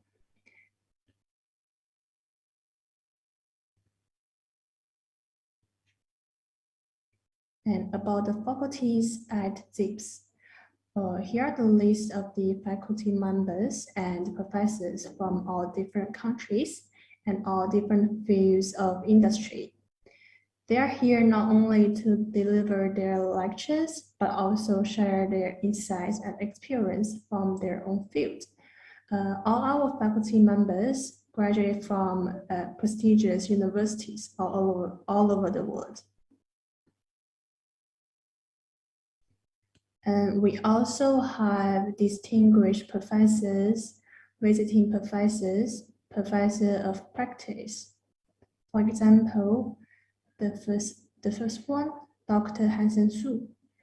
He is a distinguished professor at ZIPS, and he is the former Prime Minister of South Korea. And this lady, Leslie Go, he is the professor of practice. She is the professor of practice, and she is the former CTO of the World Bank. And now I'm going to introduce one of the popular ones, program at ZIPS, which is at GCM. We also have lots of students from Indonesia are taking this program. Okay. GCM is a 4-year full-time English taught program. In GCM program, students will learn Chinese language and China studies, acquire intercultural competence, and be equipped with finance, business, and management skills. And students fulfilling all the degree requirements will be awarded BA degree in communication graduate certificates by Zhejiang University, and also a certificate in business. Zhejiang University has always enjoyed a good reputation for its high quality education. So for GCM program, the students to teacher ratio is 8:1. And assuming that each student will be involved in the classroom and achieve academic progress. And also to help international students adapt to campus life in China, we arrange one Chinese mentor and one foreign mentor to support each student. And moreover, a diverse international student community at international campus will make students' life more colorful and will help them to get into China easily. And there are 4 course modules for GCM program. In GCM, we have Chinese studies, like I mentioned before. And besides that, it's a bilingual curriculum. So English is the primary language of instruction, with Chinese being used in applied settings and research. And cross-cultural communication is stressed throughout the program. So it's very suitable for international students who come and study in China for their first time. And we also have some field trips. And for the English taught programs at ZIPS, we only have 2 scholarships. One is ZIPS Undergraduate Entrance Scholarship, and another one is ZIPS Excellent GCM Student Award.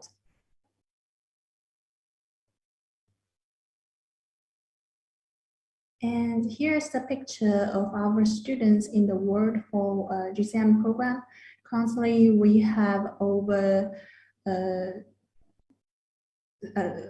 we have students from over 25 countries, and some students are from Asia and from Europe, and lots of them are from from Indonesia, sorry. And actually, we had a presentation the other day. Some students from Indonesia, they introduced the culture, history, and lifestyle in Indonesia to other students. And here's a short video of the students from Indonesia. Hello everyone, my name is Dasin Wu. I am 18 years old and I was born and raised in Jakarta, Indonesia. I am currently a student studying in Zhejiang International Business School, taking the Global Communication Management program. I choose to continue my study in Zhejiang because I know it is one of the best universities in China. Moreover, I take Global Communication Management program because I feel that it suits me the most, where communication, business, finance, and cultures are taught here by international educators alongside international students. I really look forward to be learning more from Zhejiang. Hi, my name is Aileen Ivana Chuputri. You can call me Aileen. I live in Indonesia. I'm 17 years old.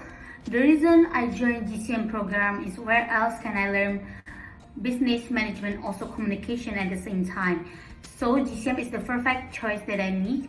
I also want to improve both of my Chinese and also English. I think Zhejiang International Business School will help me in achieving this goal. Hi guys, my name is Kalista Sain. I am 17 years old, turning 18 soon, and I am from Surabaya, Indonesia. I graduated from Sekolah Ciputra High School, Surabaya, and I am in the Global Communications and Management program. I decided to go to Zhejiang International Business School because I think that they offer a very great program there, and I'm very excited to go to China and experience the university life myself. Thank you. Hi, my name is Rigo Yolim and I come from Jakarta, Indonesia. I'm 17 years old and I will be part of the Global Communication and Management program in ZIBS. One of the main reasons I choose to study at ZIBS is because the GCM program it offers is quite a unique and new course for me, and so it's really interesting to try and study a new course for me. Moreover, I believe that ZIBS has already proven to be one of the top schools in China that offers high quality education to its students. I'm really looking forward to be studying at ZIBS expanding my knowledge and experience not only from the courses, but also learning from the people around me and learning from my environment. Thank you. Hi, my name is Aiko Audrey, and I'm currently 17. I was born in Jakarta, Indonesia, and I'm an incoming student at Ditjen International Business School in the major Global Communication and Management, which I chose because of its promising traits, such as the diverse community, the beautiful campus, and the traits of the major itself that educates us in a holistic manner, preparing us for the dynamics of a corporation. One of the dreams that I have is to speak fluent Mandarin, and that is for professional reasons and personal reasons, since I am also Chinese by blood, and it's never too late to learn. Hello everyone, my name is Angelina Kawijaya, and many people call me Angie. I'm from Indonesia, Surabaya, and I'm 18 years old. The reason why I chose Zhejiang University to continue my study is that because I strongly believe that it has the outstanding of academics and also the program due to its high rank. I chose Global Communication and Management because I'm interested in the study of business, finance, and also the communication skill towards people. Hi, my name is Daniel from Indonesia. I'm 19 years old and I'm currently taking the Global Communication and Management program, or we can say the GCM program in ZIPS. The reason I choose ZIPS because ZIPS are giving me what I need to learn for my future and my future capacity. ZIPS also has a beautiful campus, and I can't wait to see you guys on campus. Thank you. Okay, thank you. And here's a campus life at Ditjen University Hainan International Campus. We have a library sports hall canteen which can provide international students a home. And we have fully equipped facilities around the campus. And also we have a short video here about the residential college.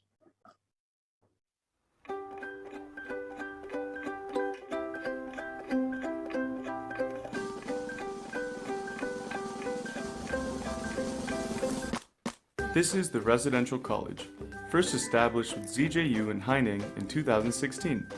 Since then, we seek to become the most hospitable place for staff and students, providing a wonderful RC life for you to experience. In your single room, you may decorate it in any way you like. Walls of comics, fitness motivation quotes, or with flapping flamingos. You may be alone, but you will never be lonely. You may soar towards the common rooms, enjoy good conversations with your sweetmeats till late at night. Worried about disturbing others? That's alright, as long as you agree on your unit's shared regulations. We greet you with a warm smile in the morning. We are honored to welcome your brand new day, every day. You see new posters on the notice boards. You see the heavily utilized reading room, which is once a month designated for the Multicultural Village lecture. Look on as the Kazakhs proudly present this week's lecture, hoping to recreate a slice of their home country here. If you wish to have a private discussion room, we have them. Be it with 3, 8, or 12 friends, you can choose what you prefer. Here's a whiteboard filled with incomprehensible coding, and of course, a group of students chasing deadlines. Are you tired of studying? Why not break a sweat? Here's the dancing room for you to practice Latin dance, Roomba, or even aerobics. If that is not enough for you, you can hit those punching bags to release your stress. Or hit the fitness center, engage with some heavy weights. For leisure, you can also play some ping pong or pool. Here, you can always realize your potential. Here's the band studio. You may sing here and relive the days of your youth. Try it! Who knows? It might be the practice room of the next Coldplay. Here is the music room. Have you ever imagined playing a duet with him or her? You might become a pro gamer. Here's the game room. Would you like to play some GTA? Or identify the werewolf? Ready Player One. You will always encounter surprises here, such as the distinguished guests invited by RC Master Lap Chi Tsui. Are you curious about the story behind Nobel Prize winners? Come and listen to him share their stories. Here is a surprise from the RC counselors.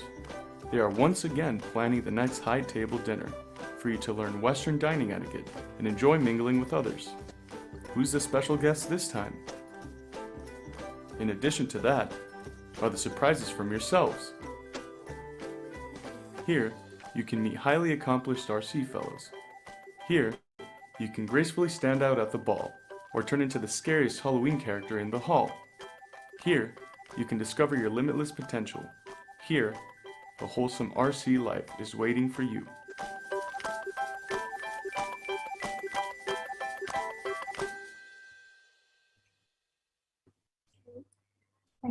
Thank you for listening, and that's all. If you are curious about the Chinese Talk program, English Talk program, master programs, and PG programs, here are the contact information. And thank you for listening. Okay, thank you very much from Zhejiang University, and the last videos of Indonesian students right there, and also interesting campus life. Now, before we continue to the next universities, we would like to have some question and answer. And I can see that some of you already raised your hand, but unfortunately, we're only reading the comments that are already sent to us through our Google form. So I would like to read one question for each university, and we'd like to start from Tianjin University and then Zhejiang, and the last one is Peking University. From Peking University, we would like to give you a little bit more time of additional information because apparently your presentation was cut short last time, so we would like to give you a little bit of time to give a little bit more information. Now, the first question is for the Tianjin University, and the question is from Indriani, Universitas Sangbumi Ruwajurai in Bandar Lampung of Lampung Province. Do you have any criteria or requirements to follow like joint research or collaboration with other countries? So basically, do you have any particular requirements for the universities or lecturers or personals who would like to have a collaboration with you?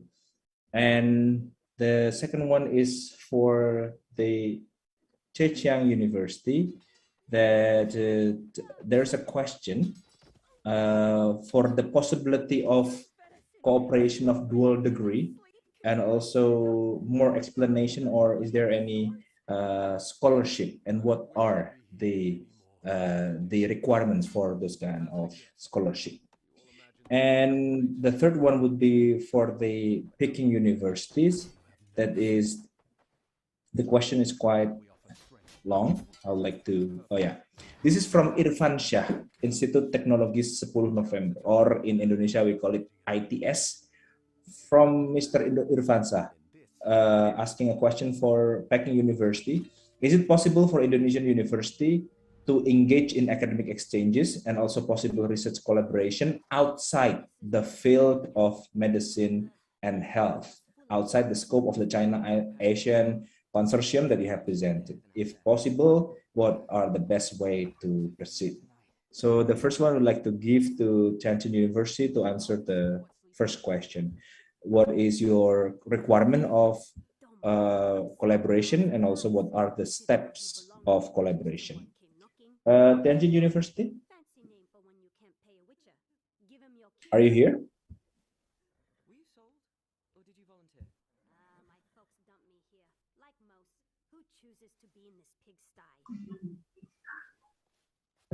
If not, then we can go to the Peking University to answer the question and also additional information about the unfinished business just now. Okay, Peking University, the question is on how to have more collaboration outside the medical field, and also some additional information. Floor is yours, Peking Universities. I'm sorry, you mean how to sign an MOU with our health science center?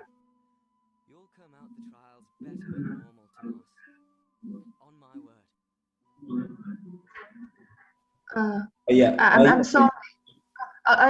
Please repeat your question. There is a connection problem just now. Okay, so for Peking University, I would like to give you another chance to answer these questions, also to give some more information that probably you want to finish before the video was cut short. So the question was from ITS Surabaya. Do you have the chance for us to have academic exchanges and also possible research collaboration outside the field of medicine and health? Do you have that? And also, if yes, if yes, what is the best way to proceed? What is the mechanism of the collaboration? For myself, I'm from the Office of International Collaboration of Peking University Health Science Center. So for Health Science Center, we have different schools, including School of Basic Medical Sciences, School of Pharmaceutical Sciences, School of Nursing, and for everything, and also public health. So for everything related to health and medicine, if you are interested in collaboration, you can just contact my office. And for other disciplines, rather than health and medicine, and we have another Office of International Collaboration in the main campus. So I can also send you their contact information, and you can contact them directly and let them know your interest of collaboration. Mm-hmm. So basically, you have all the contact persons sent to our committee, right? Do you, Peking University, do you have anything to add to make up your previous presentation? If there is some information that you haven't finished or haven't, yes, please. Mm-hmm. Well, I'm sorry, I just showed the video presentation by Professor Guo, but maybe because of the connection problem, I'm sorry, maybe it's not very clearly. So we will ask Professor Guo if he could share his video to you. So if it's okay, we will after this conference, we will send you his video presentation through this meeting's organizer. Okay. Okay, so thank you very much, because I think the video is very interesting, and we all think that we need to know what is your strategy to become one of the world-class universities. Thank you very much, and thank you for Peking University. Now, do we have the Tianjin University ready? If not, then we would like to give it to Zhejiang University on, do you have the full scholarship at your place and how to apply that? This is the question from Ivana from Bandung, Indonesia. Okay. Zhejiang University, please. Yeah. Sorry. I would like to share the PowerPoint and slide here. Actually, about the scholarship, we do have the full scholarship available. And one second.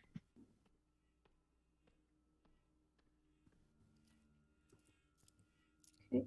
So as you can see, we have 6 types of scholarships available at Zhejiang University. And for more information, we suggest you to, about the requirements, we suggest you to search Zhejiang University scholarships to see the details about if you meet the requirements.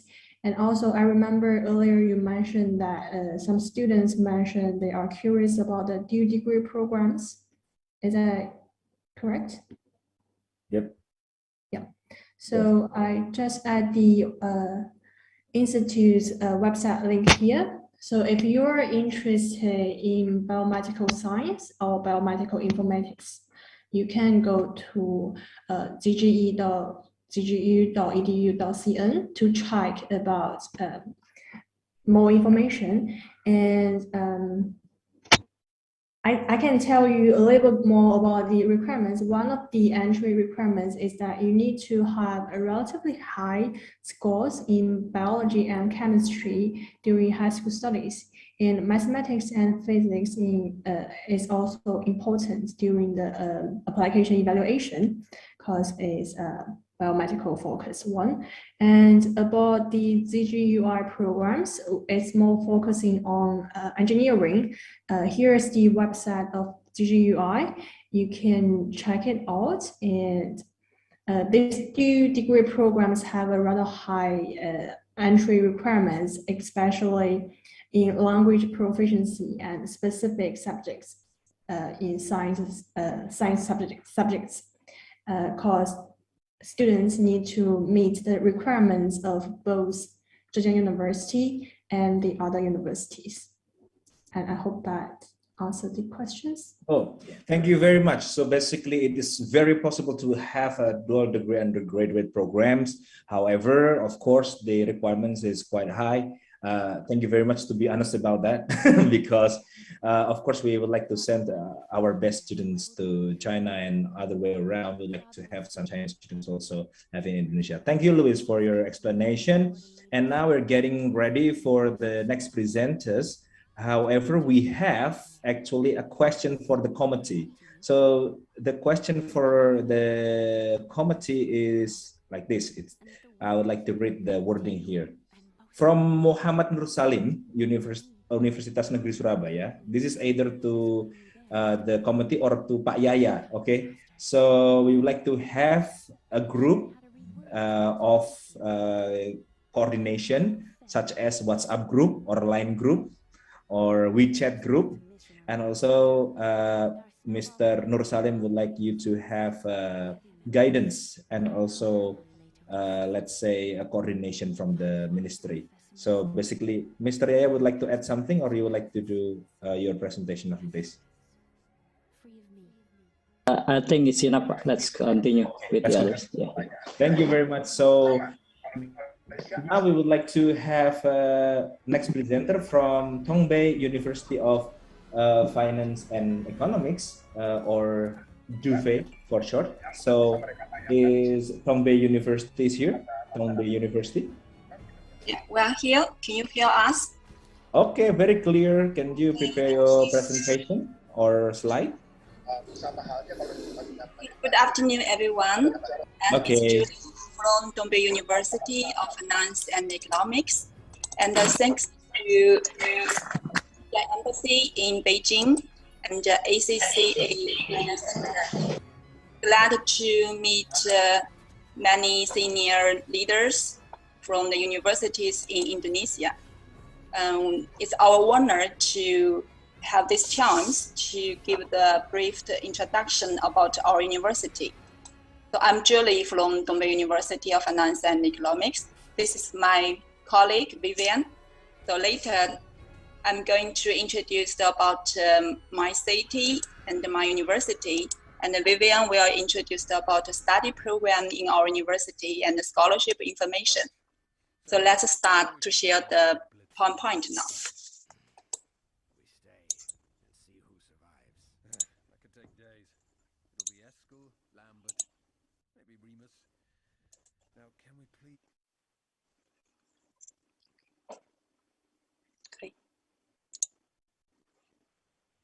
Welcome to Tongbei University of Finance and Economics.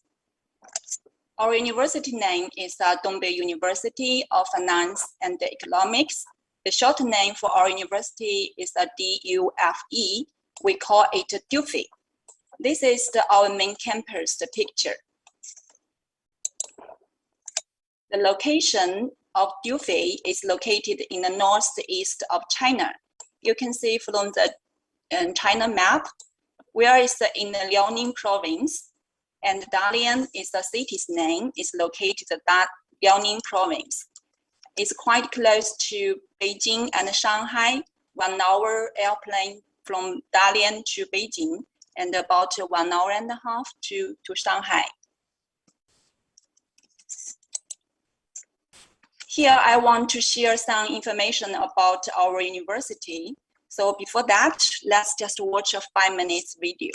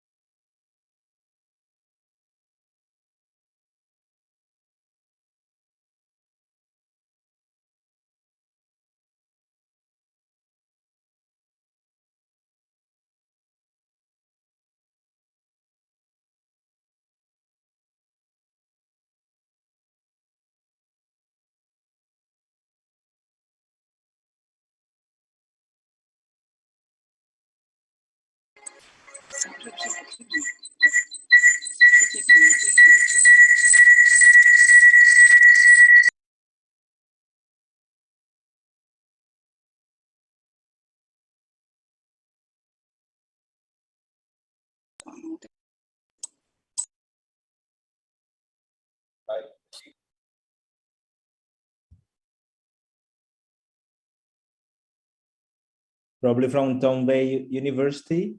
Is it you like to continue the video, or because we cannot also hear the audio from here?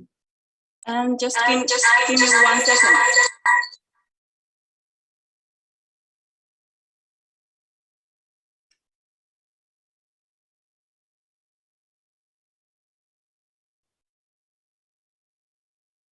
Girls, horrors, all 3 of them. One just made me a grandmother. I begged her not to. But they're stubborn little needlers. They often remind me of you. Oh, gods. I'm rambling. You're bored.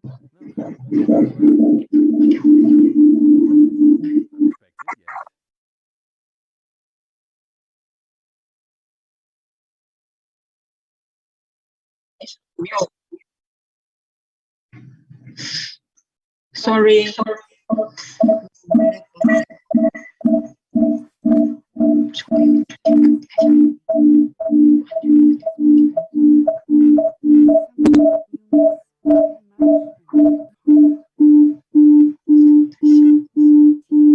heard of you, though.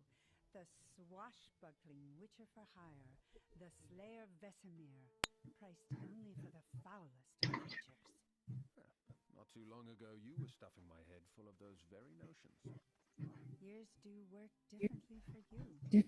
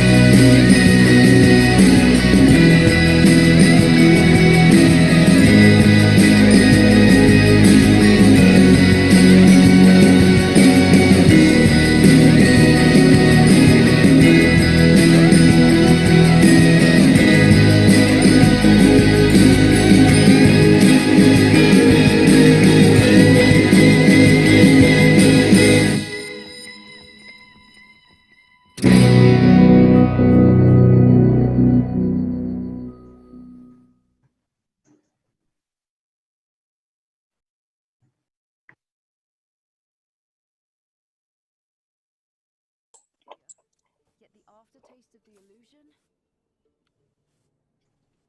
Bitter.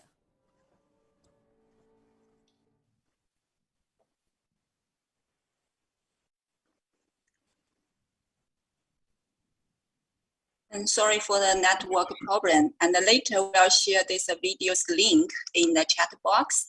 So if it's not very clear or you didn't hear the voice, maybe later you can check the link to open in your computer. I would like to share 5 top reasons to choose Dufei. The first one, as I mentioned, Dalian is a beautiful coastal city. I think it's because of the excellent location and with the beautiful campus. This picture here shows the Dalian city's view and the university's view. Dalian is the most livable city and business center in the northeast China. And also it is a popular tourist destination. It is called a city built in gardens. Dalian is also home to some zoos and including Dalian Forest Room, Laotan Ocean Park, and the St. Asia Ocean World. Here you can enjoy the different delicious foods, such as seafood, and also you can have the flavor of the Japanese and the South Korean, and the many food from Dongbei, northeast of China. Our Dufei campus has a different beautiful views in different seasons. In springtime, you will see sakura. It's a blowing in spring, and also not only in sakura, and also different flowers in the different weeks.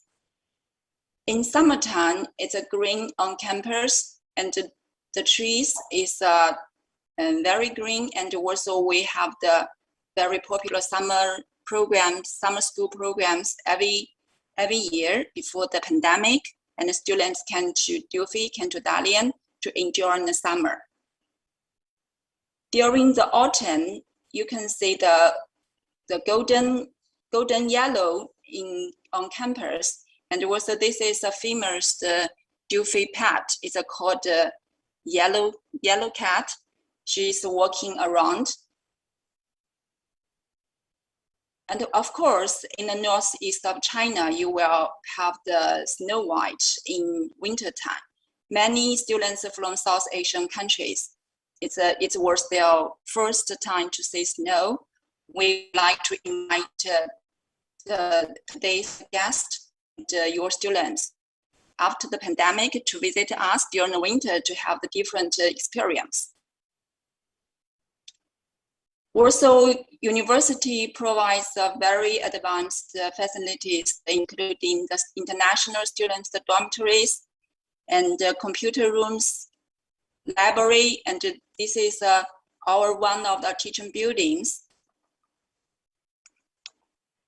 The top 2 reasons to share with you is because the Dufei is one of the top 3 universities in the field of the finance and economics in China. We have the excellent academic performance.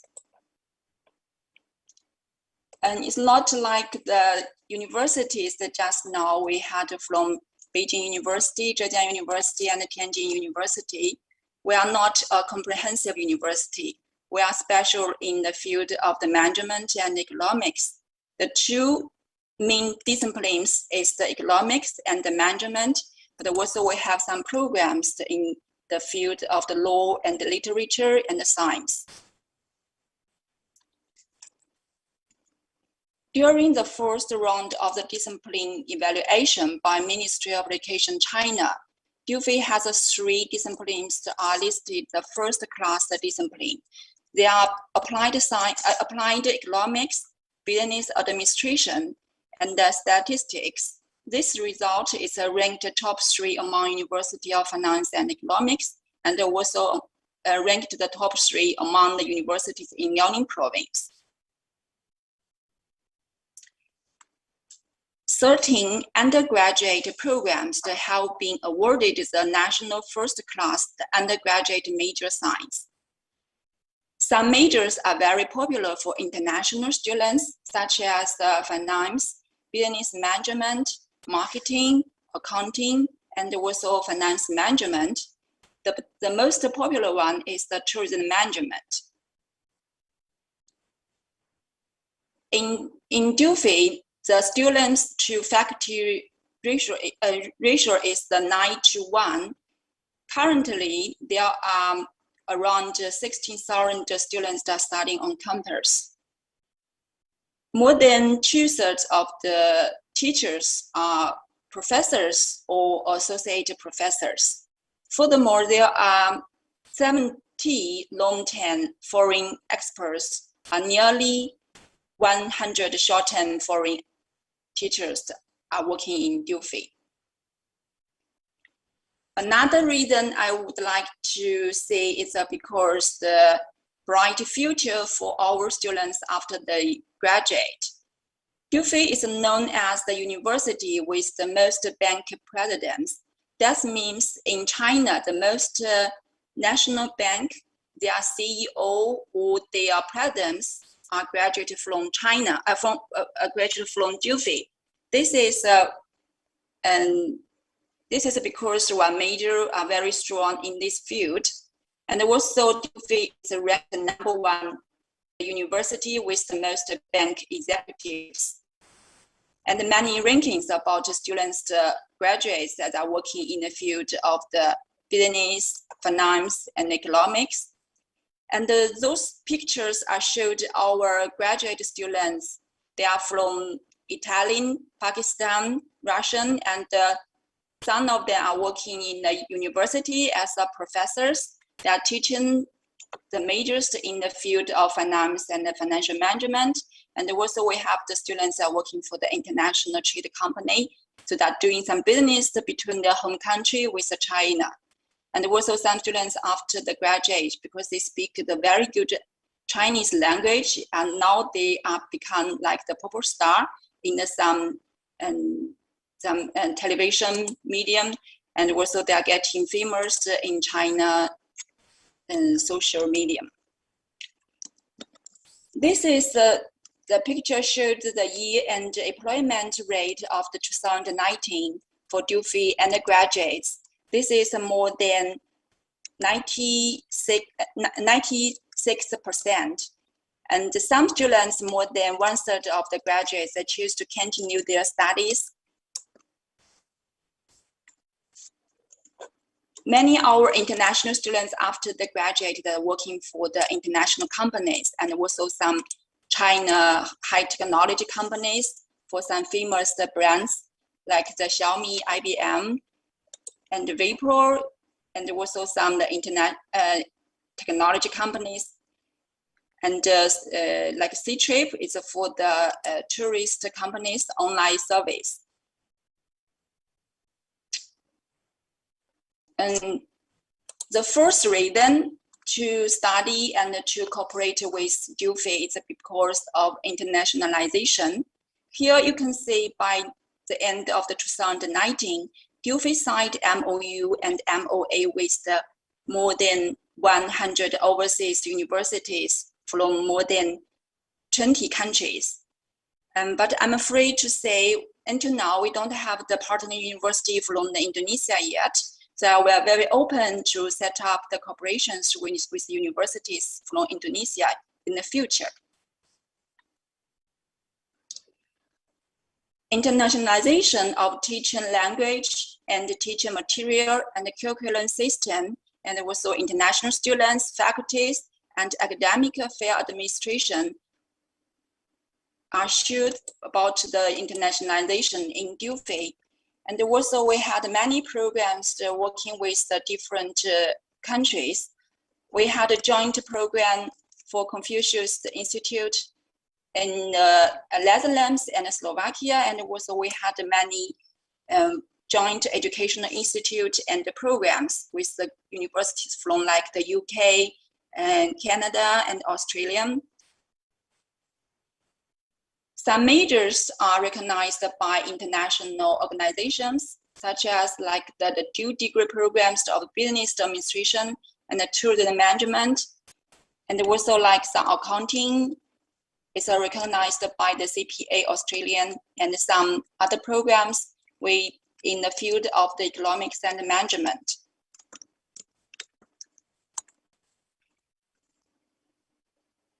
I would like to share this data about international students numbers in the past 10 years. Before the pandemic, we had good numbers that going up until in 2019.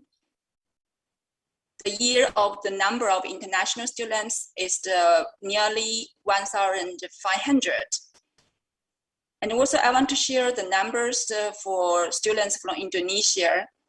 And it's not very big, but until the last 2019, in total number is 112, including different levels of studies students.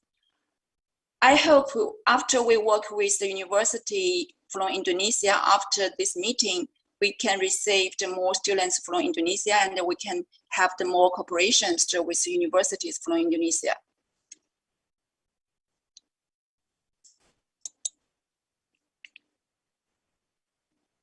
The top 5 reason is not the last one, but it's quite important one. I think it's because the students study at Dufy, they will have their life, the beautiful life in Dufy. So colorful campus life is for students and for university to choose Dufy, because we provide many services for our international students, like the academic, professional, and cultural developments. We already set up some centers to help the international students, especially like the Academic Support Center, Mental Health and Guidance Center, and also Career Development Center, and the International Students Affairs Office.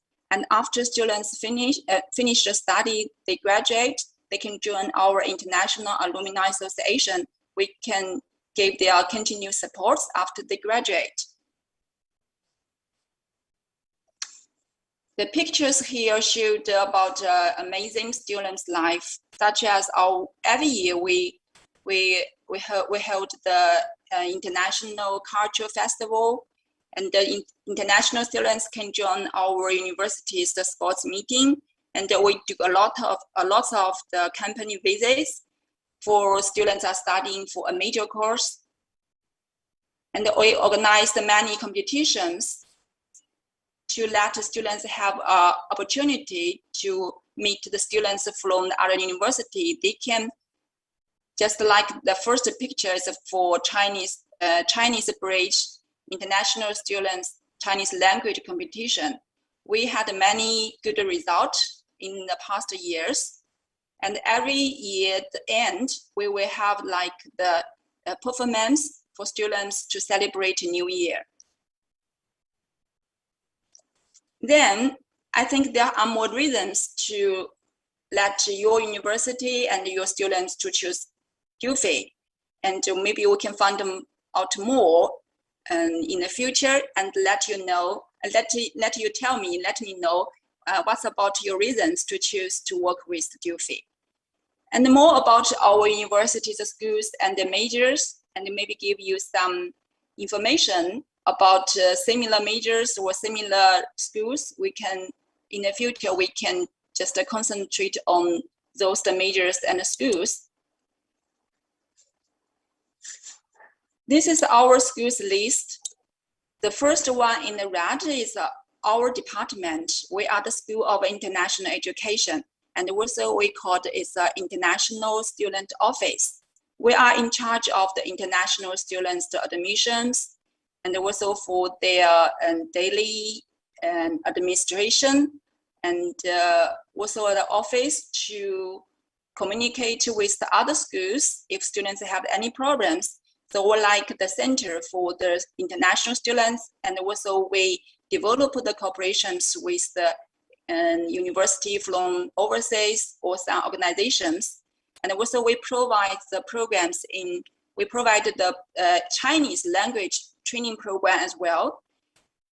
And the rest of the schools is including School of Finance and Economics, and many schools in the field of the economics and management. So you may see any schools or any majors may matched with your university. So after the meeting, I can leave them our contacts and we can continue our communication to find out any possibility to cooperate.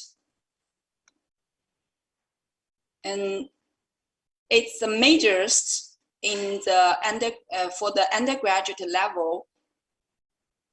The majors are highlighted in red, which can be delivered in English. So these majors may be easier to work together, because I think the many Indonesia universities can talk in English. So maybe we can do some exchange programs in those majors. For undergraduate level, which are business administration and tourism management, can be taught in English. And for the master's level, we have the more programs that can be taught in English, like the business management, e-commerce, engineering management, financial management, international trade, and management science and engineering. The second page is also for the master's level as well. And the tourism management is quite popular in recent years, which can be taught in English as well. This slide showed about the PhD majors. We had more majors for PhD students can be taught in English. So we can encourage you to recommend your staff, your teachers, and to pursue a degree, PhD degree in our university, or you can recommend your students after the graduate for a master program to study in China for a PhD degree. Many majors, if you can find a match with your university, and in the future you can contact me. We can just see how situation, and we can give the high priority for your recommendation.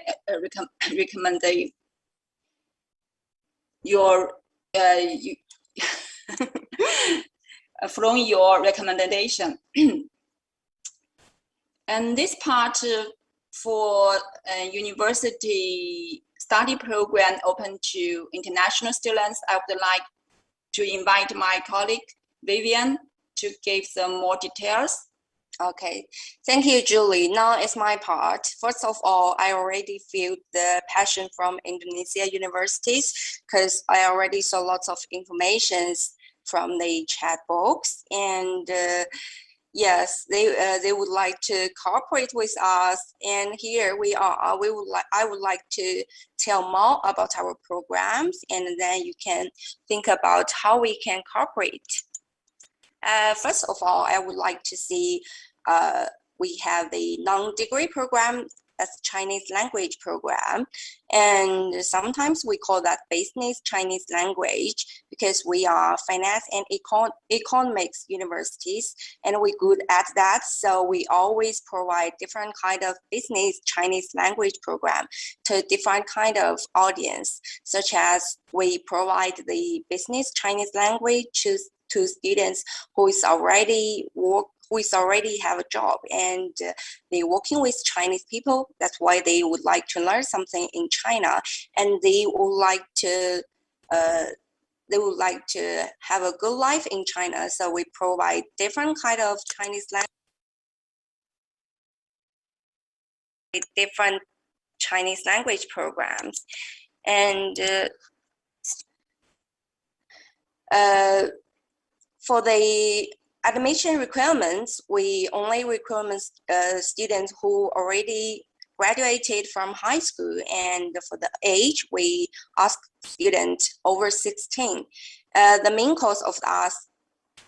course we provide, as what you can see on the screen, the speaking, listening, and so on.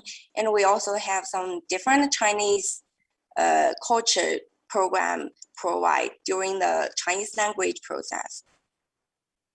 For the deadline of applying is the end of July We have 2 semesters. For the spring one, the deadline of the apply is March, and for the autumn one, the deadline is July. This is our application requirements of graduated. The first one is undergraduate, is our bachelor program, and the second one is graduate program. If you would like to apply for the degree program, you should provide the materials as what we mentioned as below. What I would like to focus on is our certificate program, because lots of universities did ask us about the tourism management and the hospitality management. We have the corporate program with different universities from different countries. We provide the certificate program and the internship program. As what we have now is we have the internship one. We cooperate with different universities, and we provide some Chinese language program and economic program and internship program for the students' final year, and they do the exchange at the final year and come to China, come to our university. The tuition of us is different. The Chinese medium the price is lower than the English medium. Accommodation phase is different. It depends on what kind of room you would like to choose. Because it's a pandemic period, so we provide the online Chinese language program. So, and we also provide full scholarship and partial scholarships. The Chinese government one is quite famous one, quite popular one, and because the tourism management is top 1 or 2 in China in our university, so we have a special program, special CSE scholarship program. We call that secret program. It's only for the major of tourism management. If students who would like to apply this major, they could choose the secret program CSE scholarship. And this is the Chinese language. We also have the full scholarship. The online one, we had that for last year, but we also have one for this year. And if you would like to apply for any program, please log on the website and fill in all of the information. Thank you. The course of time is limited. So yes. I think for the further communication, if you think you have some programs or have some similar majors you want to work with Dufei, please just send us an email or follow up the WeChat official account to get more information about our university. So thank you everyone. And I think we don't have time to answer the questions. So just give us an email after the meeting. And for all of the university who leave the message on the box, we will reply your email the day after or tomorrow. Thank you very much. I will send this PowerPoint in the WeChat box later. Okay. Thank you. Yeah. Thank you everyone. Thank you very much for your presentation. And yes, of course, this is like 1550 in Indonesia, probably 1650 there. So we have a very limited time. Now we're like going to the next presentation from Sun Yat-sen University, and it would be presented by Mr. Yaya. Mr. Yaya, are you ready? Thank you very much. Good evening, ladies and gentlemen. My counterpart from Chinese University, thank you very much for sharing us, and also to the moderator, and also to the Higher Education, Ministry of Education. Thank you very much for giving time to explore about the Sun Yat-sen University. Bapak Ibu sekalian, bahwa saya diminta oleh Sun Yat-sen untuk bisa menyampaikan presentasi.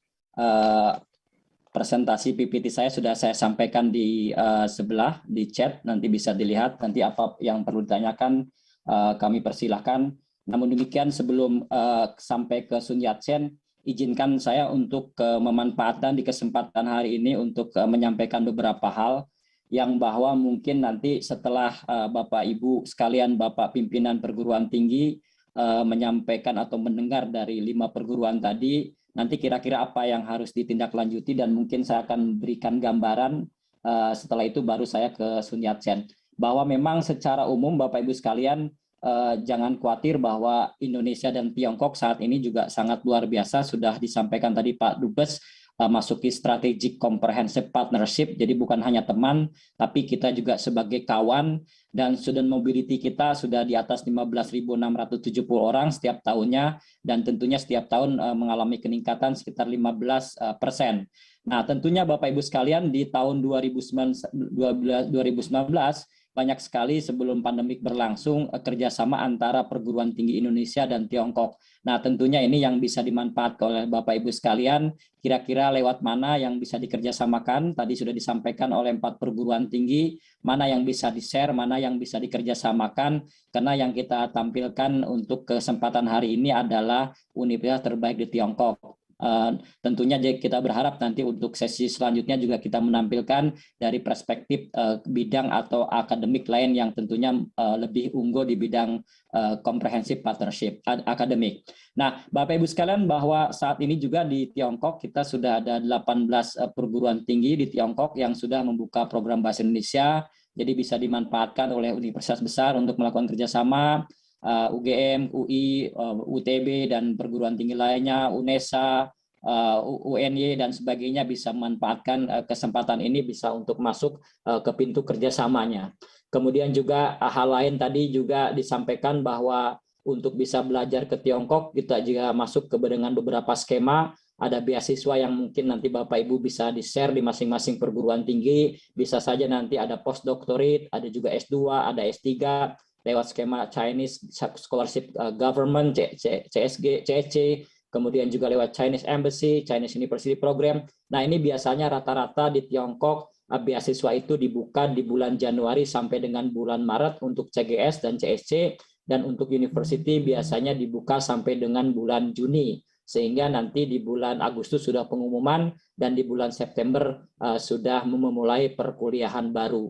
Nah, banyak sekali ragam beasiswa yang bisa diambil oleh masyarakat Indonesia atau insan perguruan tinggi, karena memang Indonesia dan Tiongkok seperti yang disampaikan oleh Bapak Duta Besar tadi, bahwa pertemuan Bapak Presiden Jokowi dan Bapak Presiden Xi Jinping di tengah-tengah G20 di Osaka adalah komitmen pemerintah China untuk bisa memberikan 3.000 beasiswa selama 5 tahun. Jadi setiap tahun itu kita memiliki kuota sekitar 600 orang. Nah, ini yang bisa dimanfaatkan oleh Bapak Ibu sekalian semuanya, karena memang ini yang tertera ya, artinya kalau secara umum, secara nyata memang lebih daripada yang 600 orang. Karena saat ini juga program-program short course ya sudah kita lemparkan, ada sekitar 100 program inovasi pembelajaran bahasa Mandarin untuk guru 100 orang, untuk dosen 100 orang, kemudian juga untuk pelatihan kepemimpinan, pelatihan vokasi, dan juga ada program namanya Corporate Social Responsibility. Jadi perusahaan-perusahaan di China yang ada di Indonesia di 60 titik kota dengan investasi 80 juta billion US dollar, seperti yang disampaikan oleh Bapak Duta Besar, memiliki namanya program Corporate Social Responsibility yang dikendalikan namanya NDRC. NDRC itu adalah semacam Bapennasnya Indonesia kalau di Indonesia, sehingga mereka menampung namanya program Corporate Social Responsibility, dan setiap tahun ada sekitar 500 orang yang diberikan beasiswa untuk bisa datang ke Tiongkok dengan 23 paket keahlian. Nah, ini lebihnya bahwa mereka setelah kembali ke Tiongkok, mereka disalurkan di perusahaan-perusahaan Tiongkok yang ada di Indonesia untuk bisa menyerap atau bisa berkontribusi di perusahaan masing-masing. Kemudian juga secara umum bahwa memang untuk bisa ke Tiongkok, jadi tadi sudah menarik sekali banyak pertanyaan, kira-kira yang bisa dimasukkan untuk menjadi world class university adalah penguatan kerjasama riset internasional. Untuk bisa masuk ke Tiongkok dengan cara bekerja sama di riset internasional bisa melalui 3 jalur. Yang pertama adalah lewat jalur U2U, University to University. Jadi Bapak Ibu sekalian dari perguruan tinggi di Indonesia untuk bisa menandatangani MOU bekerja sama dengan riset dengan melakukan kerjasama dengan perguruan tinggi melalui jalur U2U. kami akan fasilitasi jika memang dari teman-teman dari perguruan tinggi di Indonesia untuk bisa melakukan kerjasama. Kemudian juga bisa lewat universitas tuh dengan perusahaan. Jadi ini banyak sekali bagaimana perusahaan universitas atau perusahaan Tiongkok menggandeng universitas yang ada di Indonesia. Contoh kita punya namanya Huawei, ya, Academic, ASEAN Academic. Nah, juga bagaimana perusahaan bisa merangkul universitas. Begitu juga ada kerjasama terkait dengan klaster-klaster untuk di Pulau Bali Kura-Kura Island dengan kerjasama antara ITB dan kerjasama antara Tsinghua University. Banyak hal-hal yang tentunya bisa dilalui jalur-jalur kerjasama ini, termasuk juga antara pemerintah dan universitas. Jadi silakan Bapak Ibu sekalian kalau ingin bekerja sama dengan RRT bisa melalui tiga jalur program-program kerjasamanya. Dan tentunya Bapak Ibu sekalian bahwa ini menjadi prioritas pemerintah kita bahwa kita menjadi program priority kita terkait dengan artificial for energy efficiency, artificial application for hardware security, dan banyak hal lainnya juga yang tentunya menjadi program-program prioritas pemerintah yang nantinya kita akan sinergikan dengan program pemerintah Tiongkok. Nah, tentunya kita berbangga sekali karena yang pada pagi hari ini, mulai pagi sampai sore hari ini, kita memang punya mitra strategis, ada 39 perguruan tinggi yang siap bekerja sama dengan Bapak Ibu semuanya. 39 perguruan tinggi itu masuk ranking 1 sampai dengan 39 untuk program 985 untuk program risetnya di Tiongkok. Jadi kalau Bapak Ibu nanti bisa saya posting urutan-urutan rankingnya di Tiongkok, nanti apa yang bisa dikerjasamakan dengan mereka tentunya bisa kita sinergikan melalui jalur-jalur yang tentunya untuk mencapai World Class University. Dan tentunya juga saat ini RRT juga sudah bertransformasi menjadi World Factory, salah satu global leader dalam Research and Development HRD. Dan ini juga melakukan bagaimana dilakukan RRT sebagai cara untuk mencapai 17 tujuan SDGs yang mereka mewujudkan good health, on well-being serta industri, innovation in infrastructure. Nah ini juga ada Presiden Xi Jinping juga sudah menetapkan dalam rencana 5 tahun ke-14 di RRT. Salah satunya adalah program percepatan inovasi ilmu pengetahuan dan teknologi dengan mendirikan laboratorium skala internasional, skala nasional, kemudian merangsang kreativitas inovasi dalam ilmu pengetahuan, peningkatan anggaran research and development. Jadi setiap program-program research and development sangat luar biasa pembiayaannya, 7% per tahun antara 2021 dan 2025 peningkatannya.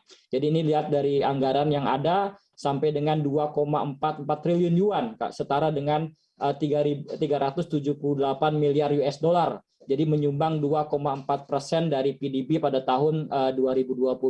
Kemudian juga ada pengembangan sejumlah bidang teknologi termasuk semikonduktor, perawatan kesehatan, komputasi kuantum, dan cloud computing. Nah, hal-hal ini yang tentunya menjadi keunggulan Tiongkok. Jadi kami tidak ragu bersama Kemdikbud Dikti untuk bisa menggandeng seluruh perguruan tinggi Tiongkok, terutama yang memiliki ranking 1 sampai dengan 39 untuk program 985.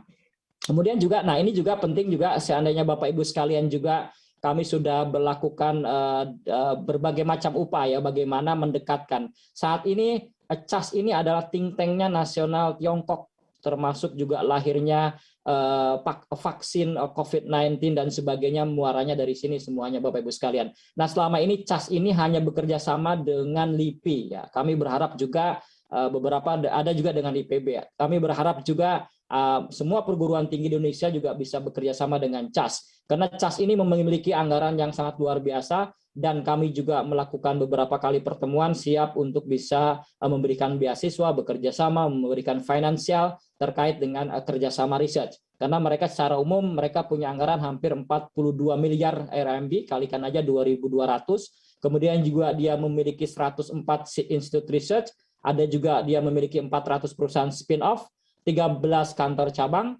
47 pusat pengetahuan, 13 kebun raya, 26 herbarium, 89 laboratorium standar internasional, dan juga CAS bertanggung jawab memimpin. Jadi ini adalah satu pintu risetnya berada di CAS. Nah, kemudian juga hal-hal lain yang tadi bisa digambarkan tadi Bapak Ibu sekalian, yang paling menonjol untuk teknologi dan sebagainya yang bisa didiseminasikan adalah program-program sejenis ini dan tadi sudah disampaikan, dan yang paling populer adalah terkait dengan bagaimana Tiongkok memiliki potensi digital ekonomi. Jadi kami sama-sama belajar untuk belajar digital ekonomi, karena salah satu yang bisa melepaskan Tiongkok dari krisis adalah potensi Tiongkok yang bisa mengelola potensi digital ekonominya, karena hampir 43% menyumbang GDP-nya mereka. Karena kalau lihat dari perspektif gambaran, dia sudah punya 162 unicorn, kita hanya punya 6 unicorn ya Indonesia dan 1 dekakon. Mereka sudah punya 162 unicorn. Bahkan dalam satu malam transaksinya mereka di 11 itu sama saja mengalahkan ekspor Indonesia dalam 1 tahun. Itu adalah kekuatan ekonomi digital Tiongkok. Nah, oleh karena itu kita dari perguruan tinggi harus banyak belajar bagaimana mentransfer ilmu-ilmu teknologi digital yang tentunya akan bermanfaat bagi bangsa dan negara. Nah, itu adalah gambaran sekilas Bapak Ibu sekalian untuk bagaimana kita bisa memanfaatkan kerjasama. Jadi tidak salah Kemresek Dikti untuk menyelenggarakan pada hari ini, dan paling penting bahwa prinsip Universitas Tiongkok adalah memang terbuka, adanya transfer teknologi. Beberapa kegiatan-kegiatan yang sifatnya pengetahuan mereka ajarkan mulai dari 0 sampai dengan 100%, sehingga memang transfer teknologi itu dibangun kepercayaan. Karena pada prinsipnya Tiongkok saat ini ada sebagai strategic comprehensive partnership, bukan hanya sebagai teman tapi sebagai sahabat yang tentunya bisa bersinergi untuk kepentingan bangsa dan negara Indonesia. Nah, oleh karena itu Bapak Ibu sekalian tadi sudah sampaikan terkait dengan permohonan maaf dari Sun Yat-sen karena ada permasalahan teknis perizinan. Mereka tidak bisa hadir pada kesempatan pada siang dan sore hari ini, tapi juga saya ingin menyampaikan presentasi sudah disampaikan di PPT bahwa secara umum saya tidak perlu bahasa Inggris ya, lebih bagus kita bahasa Indonesia. Nanti kalau ada hal-hal lain bisa kita komunikasikan lebih komunikatif, bahwa Sun Yat-sen secara umum bahwa sudah berlahir mulai tahun 1888, sudah sangat tua sekali. Prosesnya juga ini membuat perguruan tinggi ini sangat matang dan sangat luar biasa, karena ini adalah salah satu perguruan tinggi terbesar di Tiongkok, swasta terbesar di Tiongkok yang memiliki tingkat kredibilitas yang sangat tinggi sekali, sehingga memang dari segi sejarah, dari segi perkembangan, dari segi strategic partnership, dari segi hal-hal lain justru mereka memiliki keunggulan komprehensif dibandingkan dengan perguruan tinggi lain. Nah, secara umum bahwa untuk program untuk Sun Yat-sen ini adalah sebagai high level university project 211, project 985. Jadi project 985 ini adalah upaya dari pemerintah Tiongkok untuk menjadikan 100 perguruan tinggi Tiongkok yang tentunya diturunkan menjadi 39 perguruan Tiongkok untuk menjadi world class university. Bagaimana negara memberikan sumbangsi modal, bagaimana negara memberikan supporting terkait dengan dukungan sarana prasarana, terkait dengan keterbukaan dengan perizinan untuk bisa bekerja sama dengan dunia luar. Jadi negara membuka sepenuhnya dan mendorong 39 perguruan tinggi untuk bisa menjadi world class university.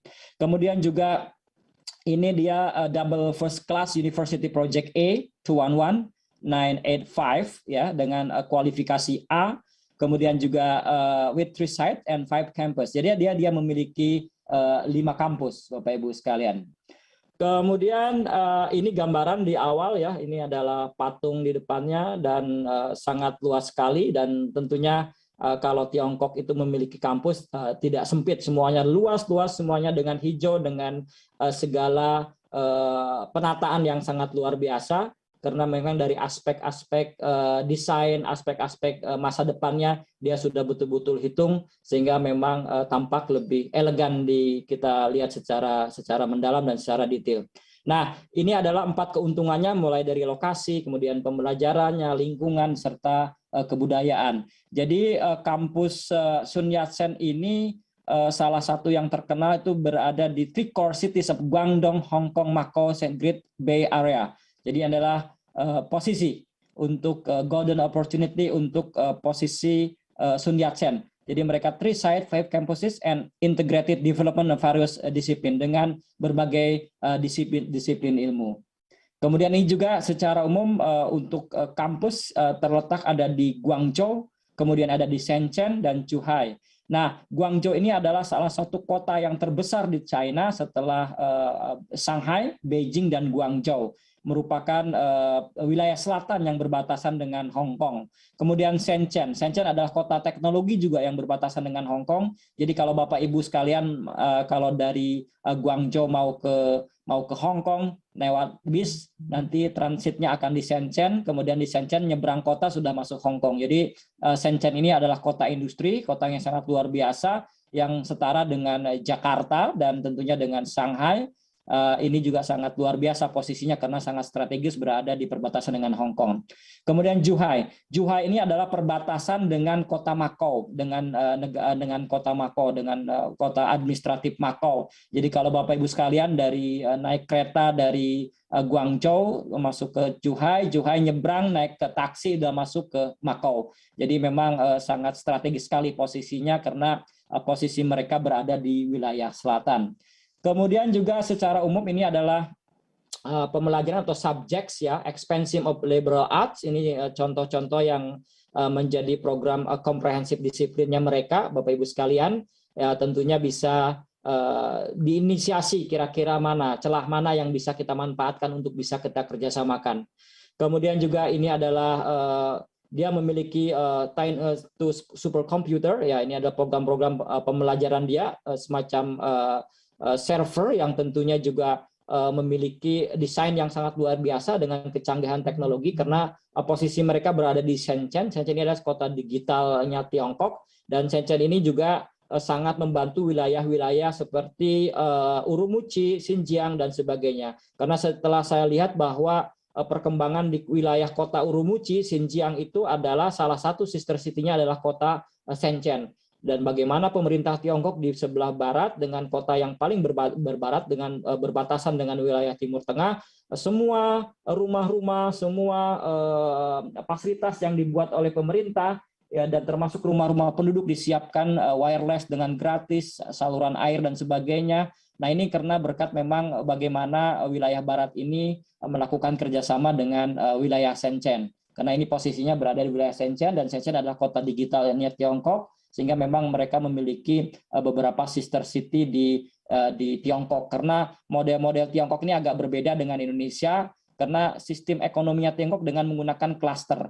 Artinya satu kota itu bisa saja 2 atau 3 klasternya. Contoh misalkan pada saat Wuhan di lockdown, klaster ekonomi yang membantu mereka adalah wilayah sekitarnya. Jadi memang bagaimana wilayah itu berkembang dengan sedemikian rupa bersama-sama dan saling mendukung satu sama lainnya.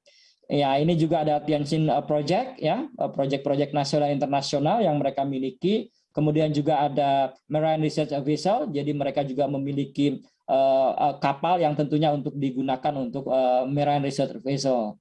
Kemudian juga ini ada hal-hal lain, ada 4 keuntungan juga selain posisinya, mulai dari lingkungan, kemudian mulai dari wilayah selatan, karena wilayah selatan ini adalah wilayah yang tidak terlalu dingin. Kalau karena Bapak Ibu sekalian kalau kuliah di Harbin bisa minus 24 derajat ya. Bahkan ada yang sampai minus 32 derajat di Inner Mongolia. Jadi memang agak dingin. Nah, wilayah selatan ini memang cenderung hangat dan hampir sama dengan wilayah-wilayah di Indonesia untuk musim.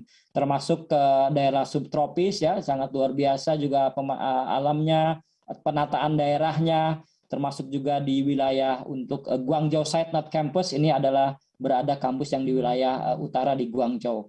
Kemudian juga banyak hal lain termasuk juga keunikan, kemudian juga ini kampus di Guangzhou wilayah East Campus, kemudian juga ini adalah kelihatan penampakannya kampusnya, bagaimana dia memiliki fasilitas yang sangat luar biasa.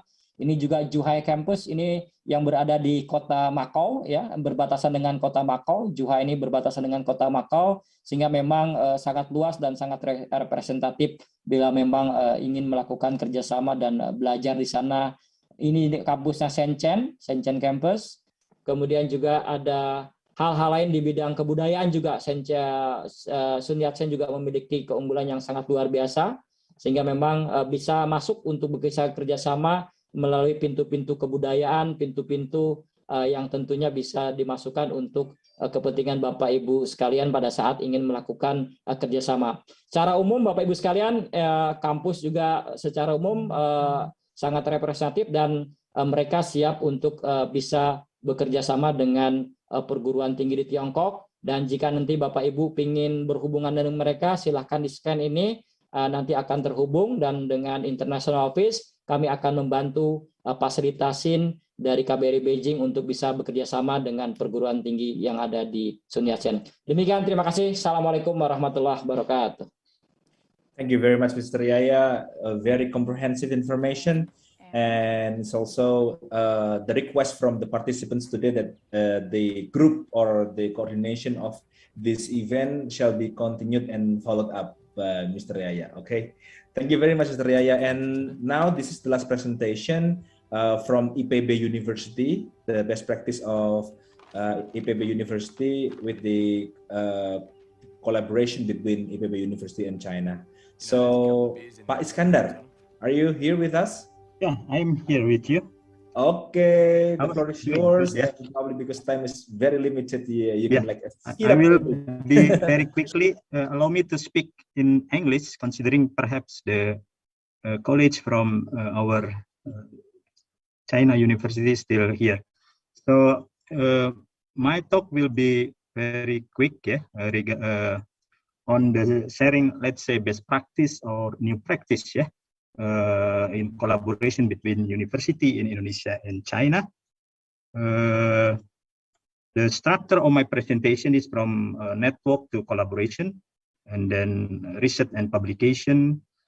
It has been mentioned before about the international consortia, which is very important, to start the collaboration, And the closing remarks regarding the benefit sharing from the collaboration, as well as the key takeaway message. This is a very briefly about IPB University. So we are in the top 100 by subjects, agriculture and forestry, 62 in the world basically. And last year we are clustering as a number 1, 29,000 students more. Before the pandemic is around 10,000 students from international. And we have faculties here, basically agriculture-based university, and also some of the study programs are quite a number being accredited and certified by international accreditation body. Bogor City for our college in China, quite nice place to stay, I think, located near Jakarta. And there are a lot of important infrastructure for, let's say, life science research or life science education. So we propose that Bogor becoming as a science city. This, if we are talking about the theoretical background about the step or pathway from the networking to collaboration, if possible, please working through this step, and then you may do a leapfrogging from cooperation directly to collaboration, where members belong to one system. Frequent communication is characterized by mutual trust. If you can already exchange your WhatsApp number, it is an indication of good collaboration, and consensus is reached on all decisions.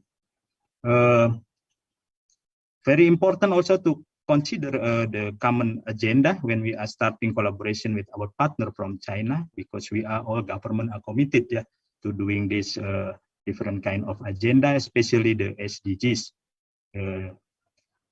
And if we're looking at the role of the university in China with Indonesian partner in collaborating, still in 2018, the number in terms of the joint paper published still not as high as Japan, Malaysia, and Australia. However, when we are considering, as has been mentioned also by Pak Yaya, that the R&D spending is very high. Now is ranked number 1, I think, in the world.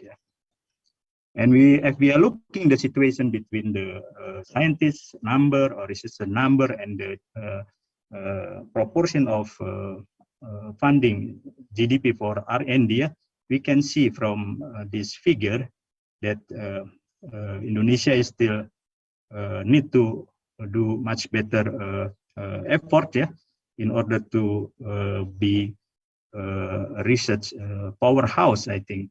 And partnering with China, I think, is good strategy to promote or to increase the output of the R&D project.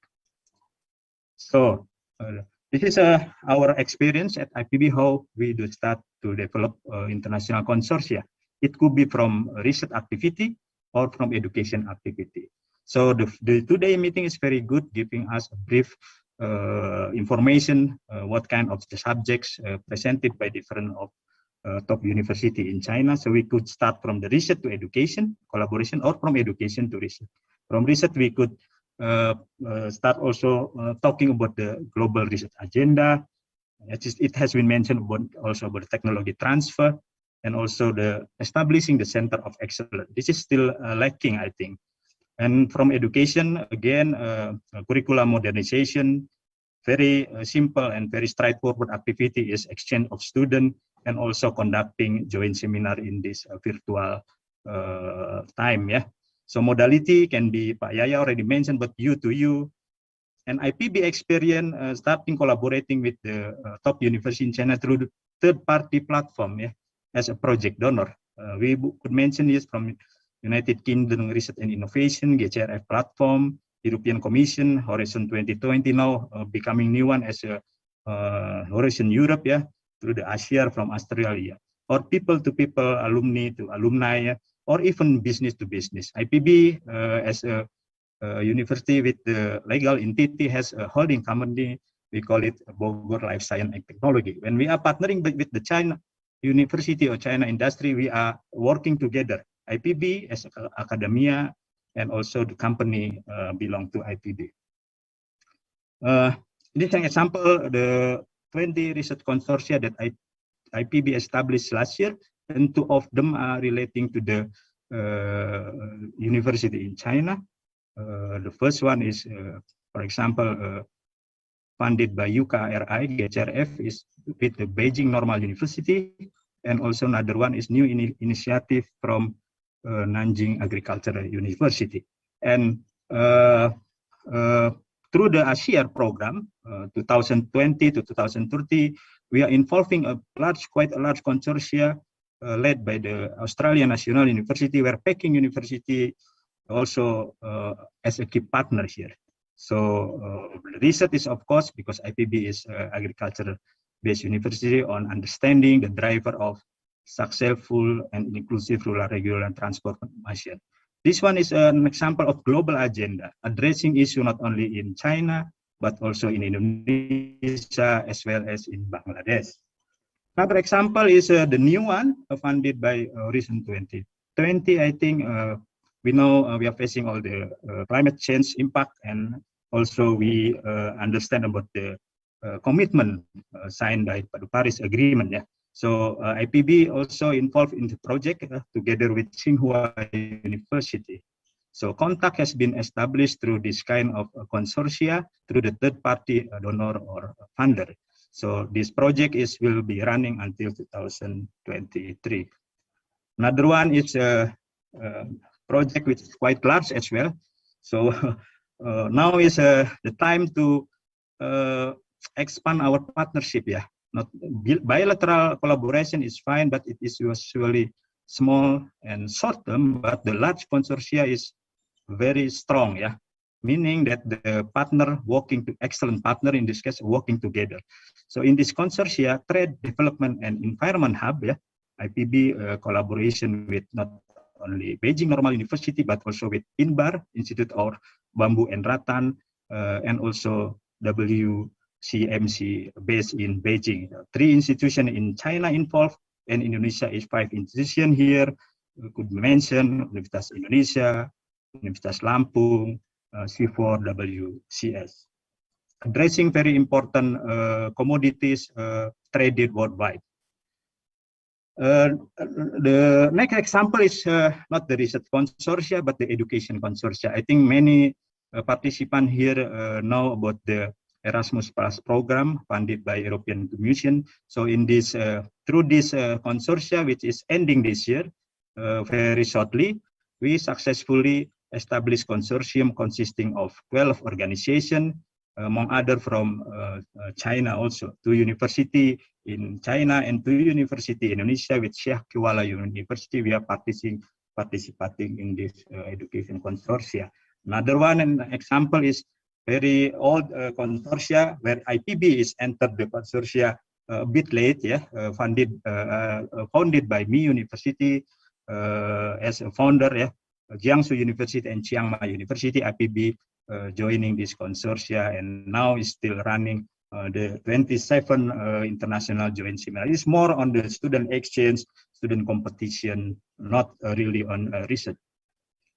So our strategy, how to sustain, of course, we need to, again, this pandemic era is a time to rethinking, and reconnect, renewing, and even we are to get strengthening with our previous activity. So this is a list of example that university in China that we need to reconnect again, renewing again the MOU, and even strengthening to work more together after the pandemic.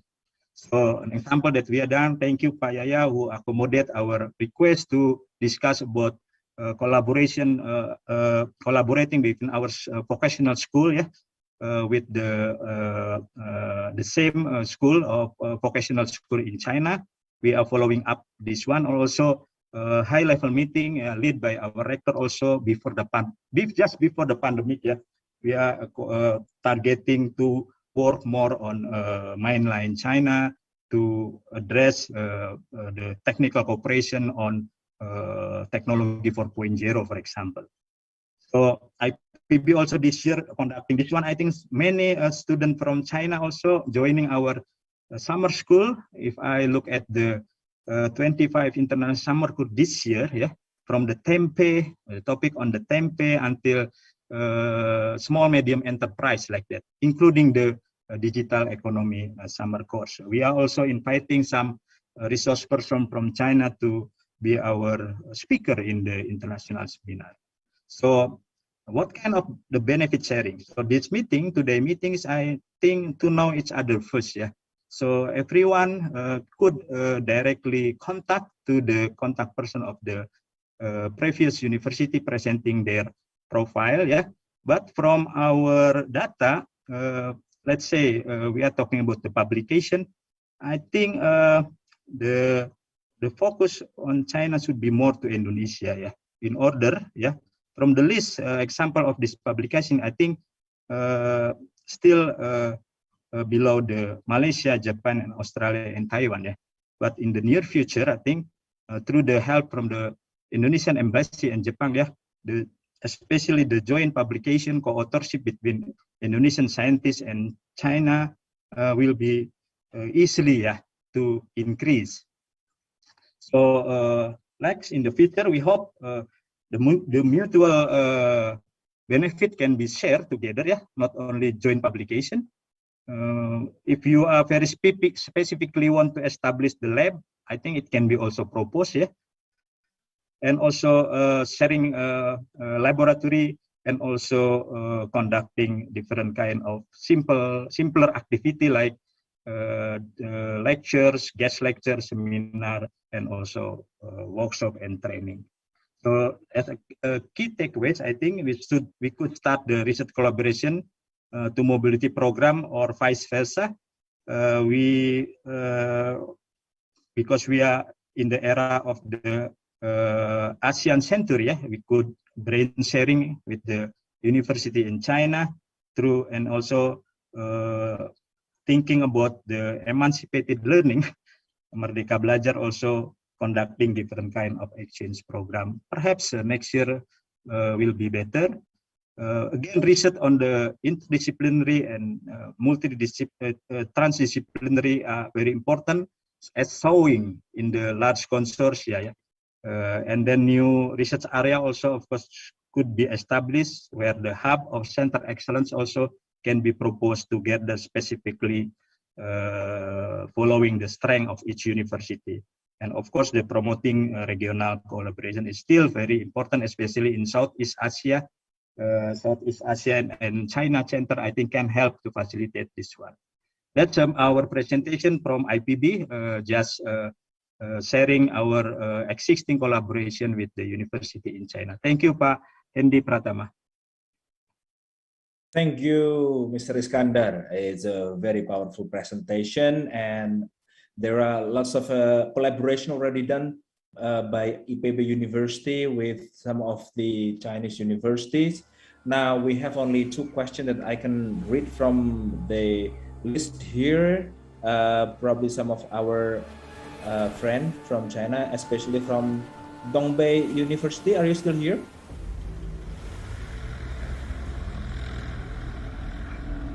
Probably also from other universities. The question is that, is there any possibility from our partners in China to have some online programs to be donated to ICE Institute? So we have an ICE Institute, which we have an online classes, and probably some of our friends at the Chinese university would like to have some classes to be included into our ICE programs. Do we have Dongbei University or Peking University? Or okay, I will have the answer because okay. I'm on the decision of the cooperation, especially for the university. Jadi Bapak Ibu sekalian, kebetulan ini sangat tepat sekali terkait dengan bagaimana kontribusi masing-masing University Tiongkok itu bisa memberikan kontribusi bagi Indonesia secara umum. Yang pertama tadi dari Dongbei University, saat ini salah satu keunggulan dari Dongbei University itu adalah di bidang kemampuan ekonomi dan pariwisata. Jadi saat ini kami sedang membahas dengan mereka terkait dengan kontribusi program short course yang disiapkan oleh Dongbei University ini adalah terkait dengan manajemen tourism. Jadi kita memiliki kuota sekitar 200 orang yang tentunya nanti kita akan sampaikan ke Kementerian Pendidikan dan Kebudayaan, Dikti, nanti dari Dikti akan menyampaikan ke masing-masing perguruan tinggi. Modelnya nanti sekitar 50 jam untuk paket keahliannya. Nah ini memang kita terus melakukan upaya kerjasama ini dengan menguatkan dengan model-model baru. Contohnya juga saat ini juga dari Kementerian Pendidikan Tiongkok ada kursus kursus inovasi pembelajaran bahasa Mandarin untuk 100 guru dan 100 dosen. Saat ini sedang direkrut oleh Kementerian Pendidikan dan Kebudayaan, Ristek Dikti, yang tentunya kita kasih deadline sampai dengan bulan Januari, sampai dengan bulan September akhir. Kemudian juga ada pelatihan untuk perfilman yang kita dapatkan dari Beijing Film Academy. Ada sekitar 40 kuota untuk diklat perfilman. Di sana termasuk juga ada diklat, salah satunya adalah memberikan diklat terkait dengan pemberian warna untuk film-film naskah-naskah dokumenter, bagaimana cara memberikan warnanya, diberikan warna kemudian diberikan suara. Jadi film-film kuno itu direkonstruksi sehingga menjadi film baru yang modern. Nah, ini juga ada dari Beijing Film Academy. Ada juga pelatihan kepala sekolah, Bapak Ibu sekalian. Kita saat ini sedang melatih kepala sekolah, ada 81 kepala sekolah prestasi nasional juga dari Kementerian Pendidikan Tiongkok. Ada juga pelatihan digital teknologi juga ada dari Huawei dan ada juga dari Tsinghua University. Dan banyak sekali sebenarnya masing-masing perguruan tinggi itu bisa dijadikan tempat untuk bisa berkomunikasi.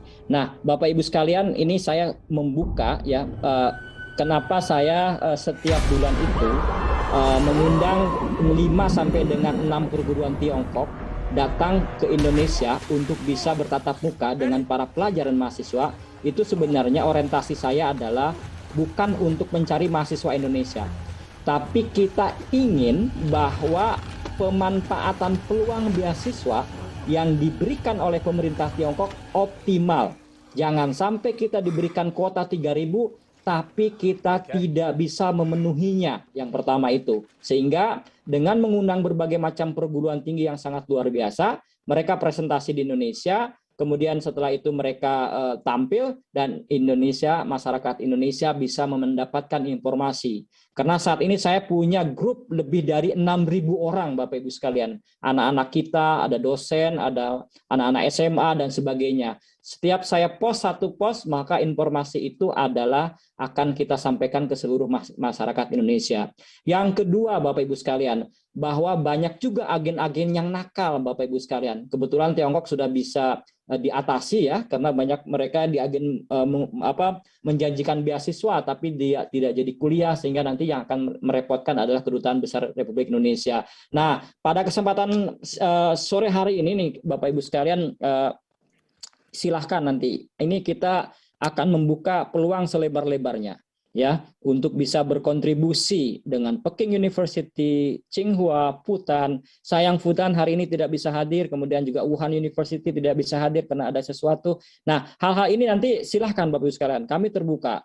Artinya memang orientasi kita itu adalah tidak ingin bukan memasarkan perguruan Tiongkok ke Indonesia, bukan. Yang pertama tadi yang saya sampaikan. Yang kedua adalah kita harus banyak belajar dari Tiongkok. Bagaimana Tiongkok dengan program 985-nya bisa menguatkan bagaimana 39 perguruan tingginya ini menjadi world class university. Nah, itu yang Bapak Ibu sekalian, kenapa kita tampilkan beberapa titik yang nanti bisa dikerjasamakan. Kami sampaikan ini 39 perguruan tinggi, silahkan bisa dimanfaatkan dengan baik, kerjasamakan dengan baik, dan kami dari KBRI Beijing tentunya tadi seperti yang disampaikan oleh rekan International Office dari IPB, kami juga selalu sinergi dengan IPB dan kami membantu untuk bisa mendongkrak pemanfaatan kerjasama itu. Bahkan Pak Rektor IPB bilang, kalau Pak Yaya, kalau saya kunjungan ke negara tertentu termasuk Cina, saya harus mendapatkan sesuatu. Sesuatu apa? Bisa bantuan beasiswa, bisa bantuan dana, dan sebagainya.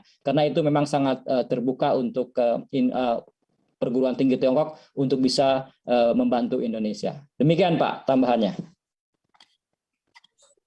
Okay, so ladies and gentlemen, that was a very comprehensive answer and also the information from Mr. Yaya. And after this, of course, we would like to follow up, Pak Yaya, for the next step. All of the information would be provided by the attaché from the embassy and also through the contact from Dikti. So, ladies and gentlemen, this is probably the end of our discussion today. The end, but basically this is the beginning of the next program. So we would like you to follow up the next meeting and also webinar probably in a more technical problems, technical stuff after this. So we have lots of information on how we would like to do collaboration and partnership, especially have been mentioned by Mr. Yaya and our partners just now on language programs, both in English or Mandarin, and also short course student exchange, research consortium, collaboration,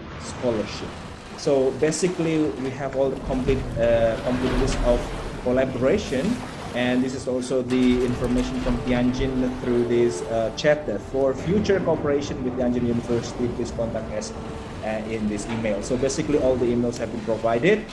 Thank you very much for Peking University, Zhejiang University, Tianjin Dongbei University of Finance and Economics University, and also Sun Yat-sen University, and of course for IPB University or IPB University. My name is Hendy Pratama. I would like to thank you for your attention, and I would like to give it back to the committee through the Master of Ceremony. Thank you very much. Thank you. Applause for everybody here. And Izzati, are you here? Over to you, Izzati. Ladies and gentlemen, that was Bapak Hendy Pratama, our moderator. Can we please give a big round of applause to Bapak Hendy Pratama? Thank you very much for moderating our panel session. And now, ladies and gentlemen, we have come to the end of our event today. And apart from enhancing the cooperation between Indonesian universities and China's universities, I believe that one of the most valuable benefits of this event is meeting new people. I see that you have been connecting to one another in the chat column. So this is a really good avenue for us to expand our network, of course. And in closing, we hope that you find this event fruitful for your both personal and, of course, academic development, and that you had an amazing experience during this event. Thank you very much, ladies and gentlemen, for your great attention. I am Izzati Zefania. Good afternoon, and see you some other time.